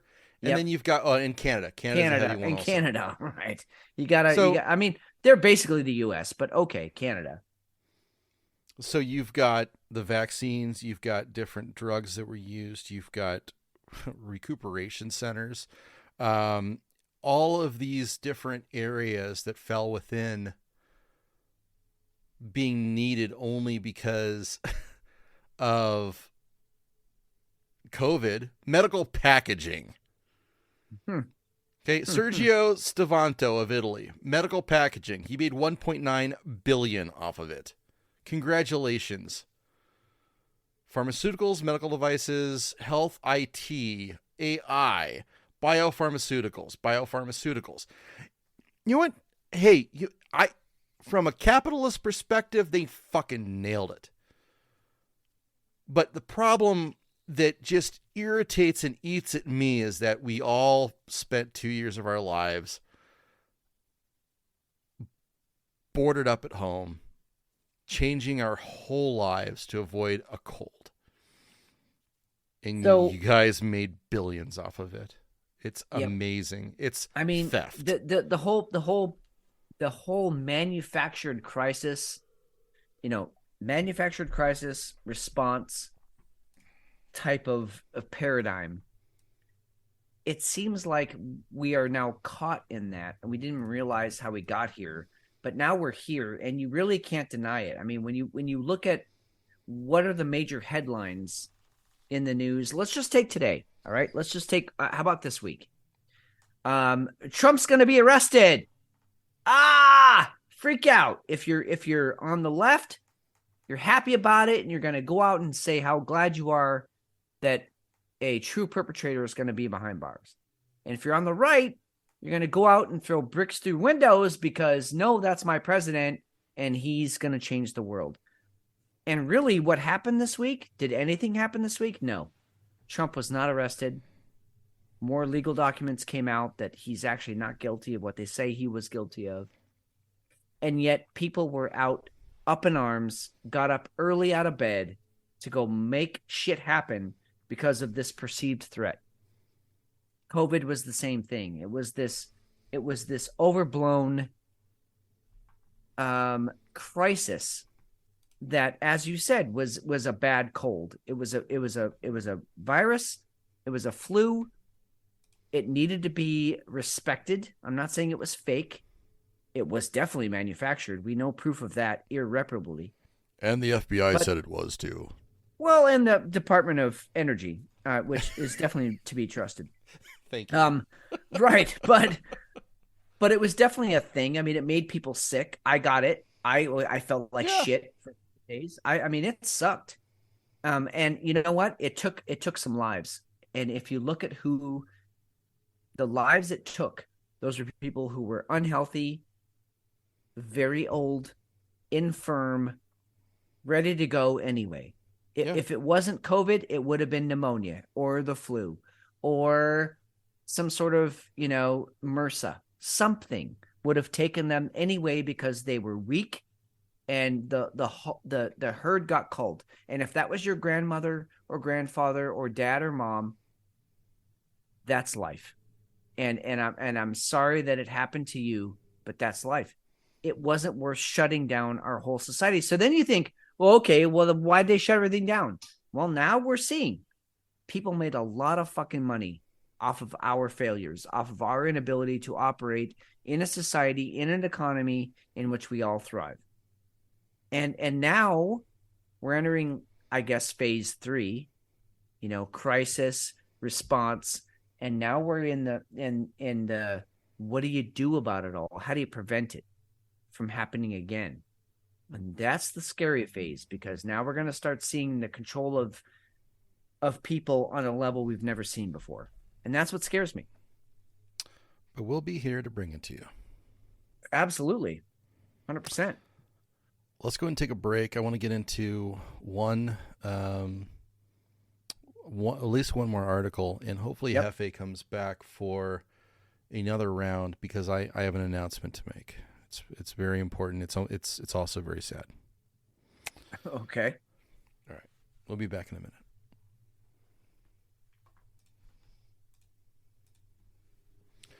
Hey Fitz, have you when you were in school, did you ever have to write sexual fantasies for your instructor at any level?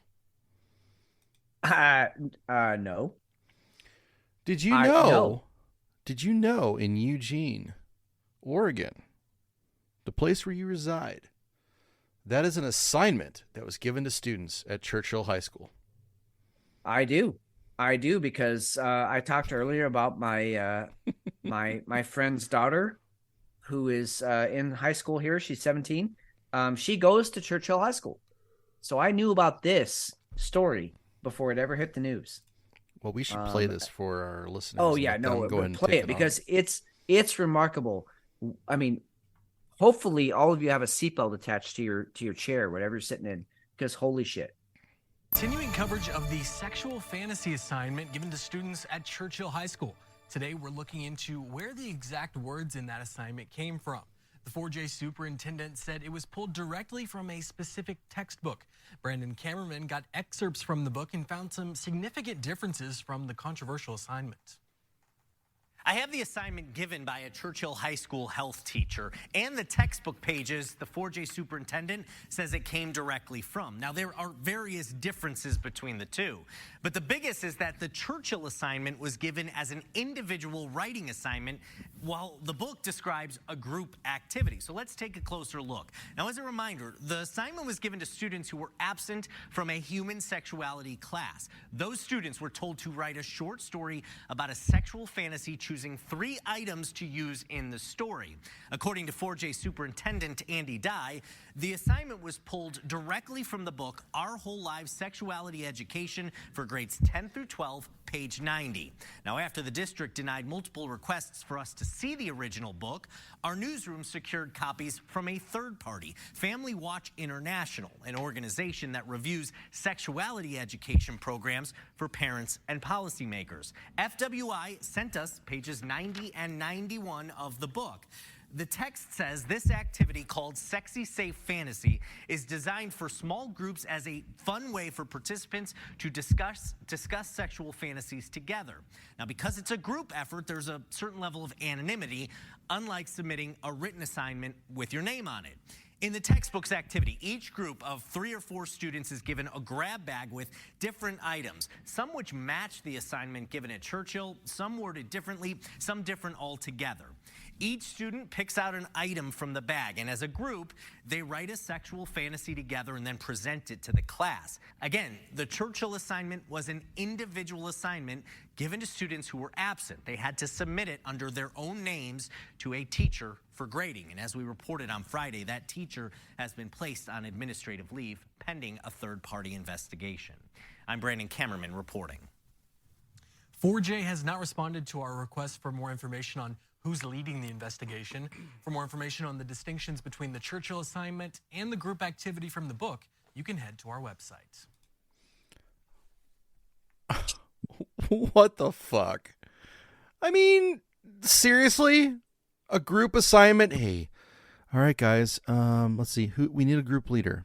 All right, Tommy, you be the group leader. All right, Sheila, I want you to go ahead and write about what was it? Go ahead and write sexual about fantasy. Bubbles. Yeah, Bubbles, right? Yeah. You can't. Sheila, write about bubbles. Jane, write about feathers and a feather boa and how you want to incorporate into the sex act that will have no penetration. Can you do that? Hey, we have a Hefe sighting, and your timing could not be more perfect. Yeah. Yeah, no, we're talking about the sexual fantasies of high school students. So welcome, and just put on your seatbelt. Here we go. So the long story short, Hefe, a teacher decided to go ahead and write or have a group activity. Or no, I'm sorry, he actually sent it to each individual kid. It was a group activity, but he made it an individual activity. Right. You will write a short story you will write a short story of a paragraph or two. This story is a sexual fantasy that will have no penetration of any kind or oral sex, no way of passing an STI. You will choose 3 items: romantic music, candles, massage oil, feather boa, flavored syrup, etc., to use in your story. Your story should show that you can show and receive loving physical affection without having sex. Huh. All right. So Hefe, not to make things uncomfortable, but if you were to have a non-sexual encounter with a female you desire, What's that?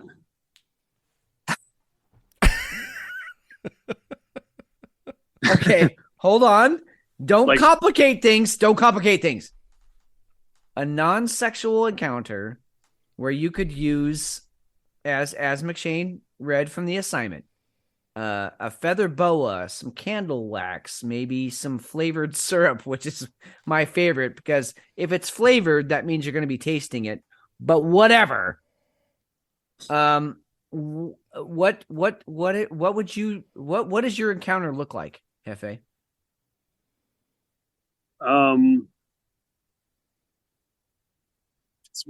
Give me that one more time. Not encounter. All right. I'm going to talk to you like you're 16, which is what the assignment was meant for, is 16, 17-year-olds. You are going to have an encounter with somebody you're attracted to, which in your case would be a female. But there's no sexual content. You're not having sex. There's no oral sex. But what would get you off? Candle wax, edibles, some sort of syrup that you like to lick. How about a Can you read me a story? A whip? Maybe you're into like a gag ball. Maybe you're into baseball bats. Touching certain like nipples or something. What would that look like for you? I think maybe if she would just let me wear her clothes, parade around the room. Does that count? It would definitely count. That definitely counts. See, the key is she has to get naked. That counts. That okay, totally so wait, counts. Hold on. You're asking her for the clothes that she's wearing so that you could parade around the room so that she is then naked. Right. Because that's fucking genius. Oh, it's fucking Einstein level genius. You just circumvented the whole fucking exercise. I mean, yeah. In about one sentence. What is she going to tell me? No. How dare you? She's shaming you if she does that. Exactly. Right. Yeah. That Oh is my God. discrimination. It's discrimination. Dude, I mean, you I- just Oh my wrecked God. you You're just being wrecked this canceled. whole assignment. Yeah. Um, I smell a lawsuit. Well, okay, interesting you say that, because this teacher, while he is on administrative leave, and I believe this article is a little bit old, this news clip you played, McShane. Yeah, this one's from the 20th. Yeah, I think he's actually reinstated. He's actually reinstated him? Yes, they You have know not he's at fired- home beating off to this. Yeah, I mean, so the young lady that I know was not in this class, but she has this teacher for her 0 hour, which is like weightlifting, gym stuff before school, because she's Right. on she's on track and she does cheerleading. She was like, this story was enough to be like, yeah, he's looked at me weird or too long. I'm out of his class. She dropped him like a fucking hot rock. And her mom is at the school protesting basically daily. What the fuck? Why is this guy still on campus? This is ridiculous. It's ridiculous. It's just wrong on so many levels. And if that was an assignment that was given to my kid, I would be fucking. Oh my irate. God, dude. I mean, it's one thing. I mean, even if I had a son at this school, I'd be like, whoa, what the fuck? Why do you want to know my kid's sexual desires? Period. I mean, whether they're This doesn't fit into sexual health. No. But especially if I had a female student and the teacher was male, oh my God, I'd be down there. Okay. This is I'd be groomer down shit. there fucking throwing hands, dude. I don't throw around the term groomer a No. lot. This is groomer type shit. Oh yeah. It's where we're at. It's where we're at. And it's justified under this. I'm not going to use the word, but it's justified under this sort of liberal movement that we all need to just be okay with who we are. Okay, I'm all right with that. If you are 18 and over, you get to be who the fuck you want to be. Infringe on No. other people, including my kids. And kids is where I draw the fucking line. Well, I not draw kids. the line with adults too. Don't push it on me. You know, anybody. Be whoever you want. It's cool. I shouldn't push my shit on you. I shouldn't cancel you for anything that you want to do. You be cool. I'll be cool. Every bitch be cool, and then we're done. Tell that bitch It's over. to be cool. Yeah. Guys, I have an announcement I need to make, and I need I don't have any beer left, but I need a moment of silence.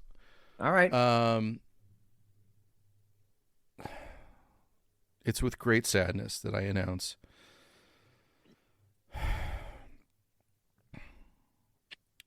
I broke my jerk toy. Whoa, Oh what? no! Whoa! What? Yeah, I broke my jerk Oh, toy. God. It's dead. Oh my The belt, God! the belt that went around it broke. It just snapped. Dude, needed- I'm I totally needed it really gonna get tight, and yeah, I'm gonna go get a teardrop tattoo. yeah. I you know what? I feel like "Swing Low, Sweet Chariot" needs to be sang. Dude, that's racist. Don't do that. Fuck. But I will say, I think this is the third cheers of the night. Third cheers of the night needs to go to McShane's pleasure Soldier. toy. Yeah, fallen soldier who pleasured McShane as long as it could, but from dust to dust and ash to ash and all that. May you find a better life in the afterlife. Wow. All right. I'm dumping a little bit of homie juice to the Thank to you. the homie. Yeah. So I'm still gonna try and use it. Maybe wrap a cord around it Oh, or yeah. something. Yeah, you gotta. I mean, try. What are you gonna do? Just throw it out? No, you gotta try to make it work. Yeah. You know what's indestructible? What you might Duct tape. Duct tape. Well, duct tape. Yeah, okay. I was thinking more of like a chainsaw blade, but Mm. Jesus, I'm not putting a chainsaw blade near the toy or my dick. Pussy. really, like, because I do that every night. I have a fucking steel. Anyway, where did we end up off the rails here? Because I feel like we had a really good show until about 2 minutes ago. It was a great ending. And you know what else? I'm going to go ahead and create a form and ask our listeners to create an anonymous story, sexual fantasy story with these guidelines and see what they come up with. Yeah, but I mean, I mean, is it? We're going to read it on the show. It's content. Is it okay? But never mind. I'm not going there. Well, yeah, no, that's a great idea. We will, if you follow this assignment that was given to high school students, and you can give us a short story about what you would do with a, for instance, romantic music, candles, massage oil, a feather boa, just a feather, and tickling privates. Flavored syrup, which is my favorite, because why would it be flavored unless you're going to lick it? But if you can create some kind of story that is non-sexual, no contact, and send that in, we will read it on air because you're worth it, we're worth it, and Churchill High School is going to exist tomorrow. God. Oh boy. And like we've done a lot of good here tonight. Oh, we've done a ton of good. And just for the record here, 23rd of March, 2023, we are getting snow here in Eugene, Oregon, which is basically unheard of. So, and you said a global warming snowstorm. Yeah, we may have thunder snow later tonight and tomorrow, which is a very rare phenomenon where there's actually thunder and lightning while it's snowing, which is a lot of energy in the air. So yeah, but it's snowing right now, and but global warming and stop driving your cars because too much carbon. So good times. Hefe? Hey, Hefe. Yeah, I was just gonna say, Hefe, how has your night improved at all before you go? Yeah, it has. It's gotten better. Okay, so you need to clarify: has it improved financially, sexually, emotionally? How has it improved? It's later. It's closer to going home, and a little bit of financially. A little bit of financially better. So not a lot. So not sexually. I mean, there wasn't, like some just hottie. No, it's probably hottie, always gonna yeah. And Hefe's a professional. He doesn't do anything like that. No, but if some hottie were to follow him into the bathroom, right? I mean, and just say like, my God, and she just threw herself at you. Like, I can't help myself. I mean, Hefe, as a consummate professional as he is, he probably would not a man. Yeah, exactly. He wouldn't be able to say no.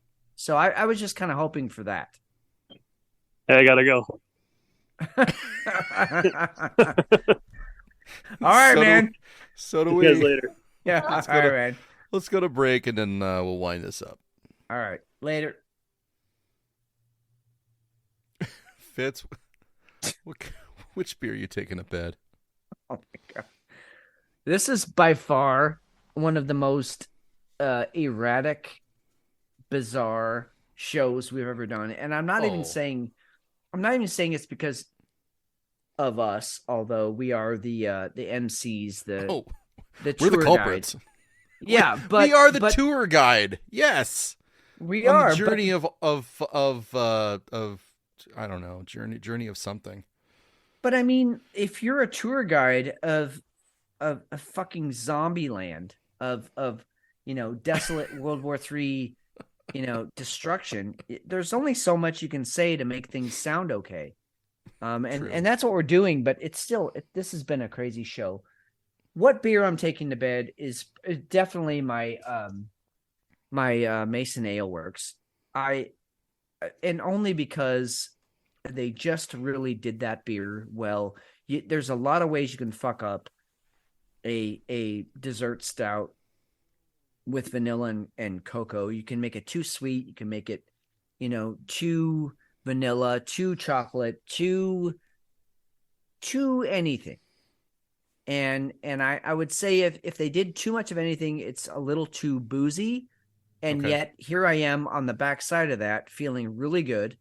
I mean, the tip of my toes all the way to the tip of my penis is numb. That's got to be a good thing, right? I mean, absolutely. I mean, bad things can't happen if the tip of your penis is numb, right? So anyway, that's the one I'm taking to bed. And apparently we're just going to spoon all night because I can't, I mean, nothing sexual is within my range because tip of my penis is numb. I don't know where I'm going with that. What about you? What are you taking to bed? All right, you can test the numb penis on the next show. We'll I'm just gonna punch it a few times. We'll see. Flog the bishop. Punch the dolphin. What is it? I don't know. Yeah. Flog the dolphin. Punch the bishop. I'm gonna punch a lot. Anyway, what about you? You had a couple of pretty tame, pretty remarkable beers. What about you? What are you taking? I'm taking It's Not a Phase, the black IPA. Yeah, good. Good for you. I just liked it. Was a good Cascadian hopped IPA. Malty, not overdone. It wasn't trying to be anything more than a good black IPA, and I really enjoyed it, which kind of points to the name. It's not a phase.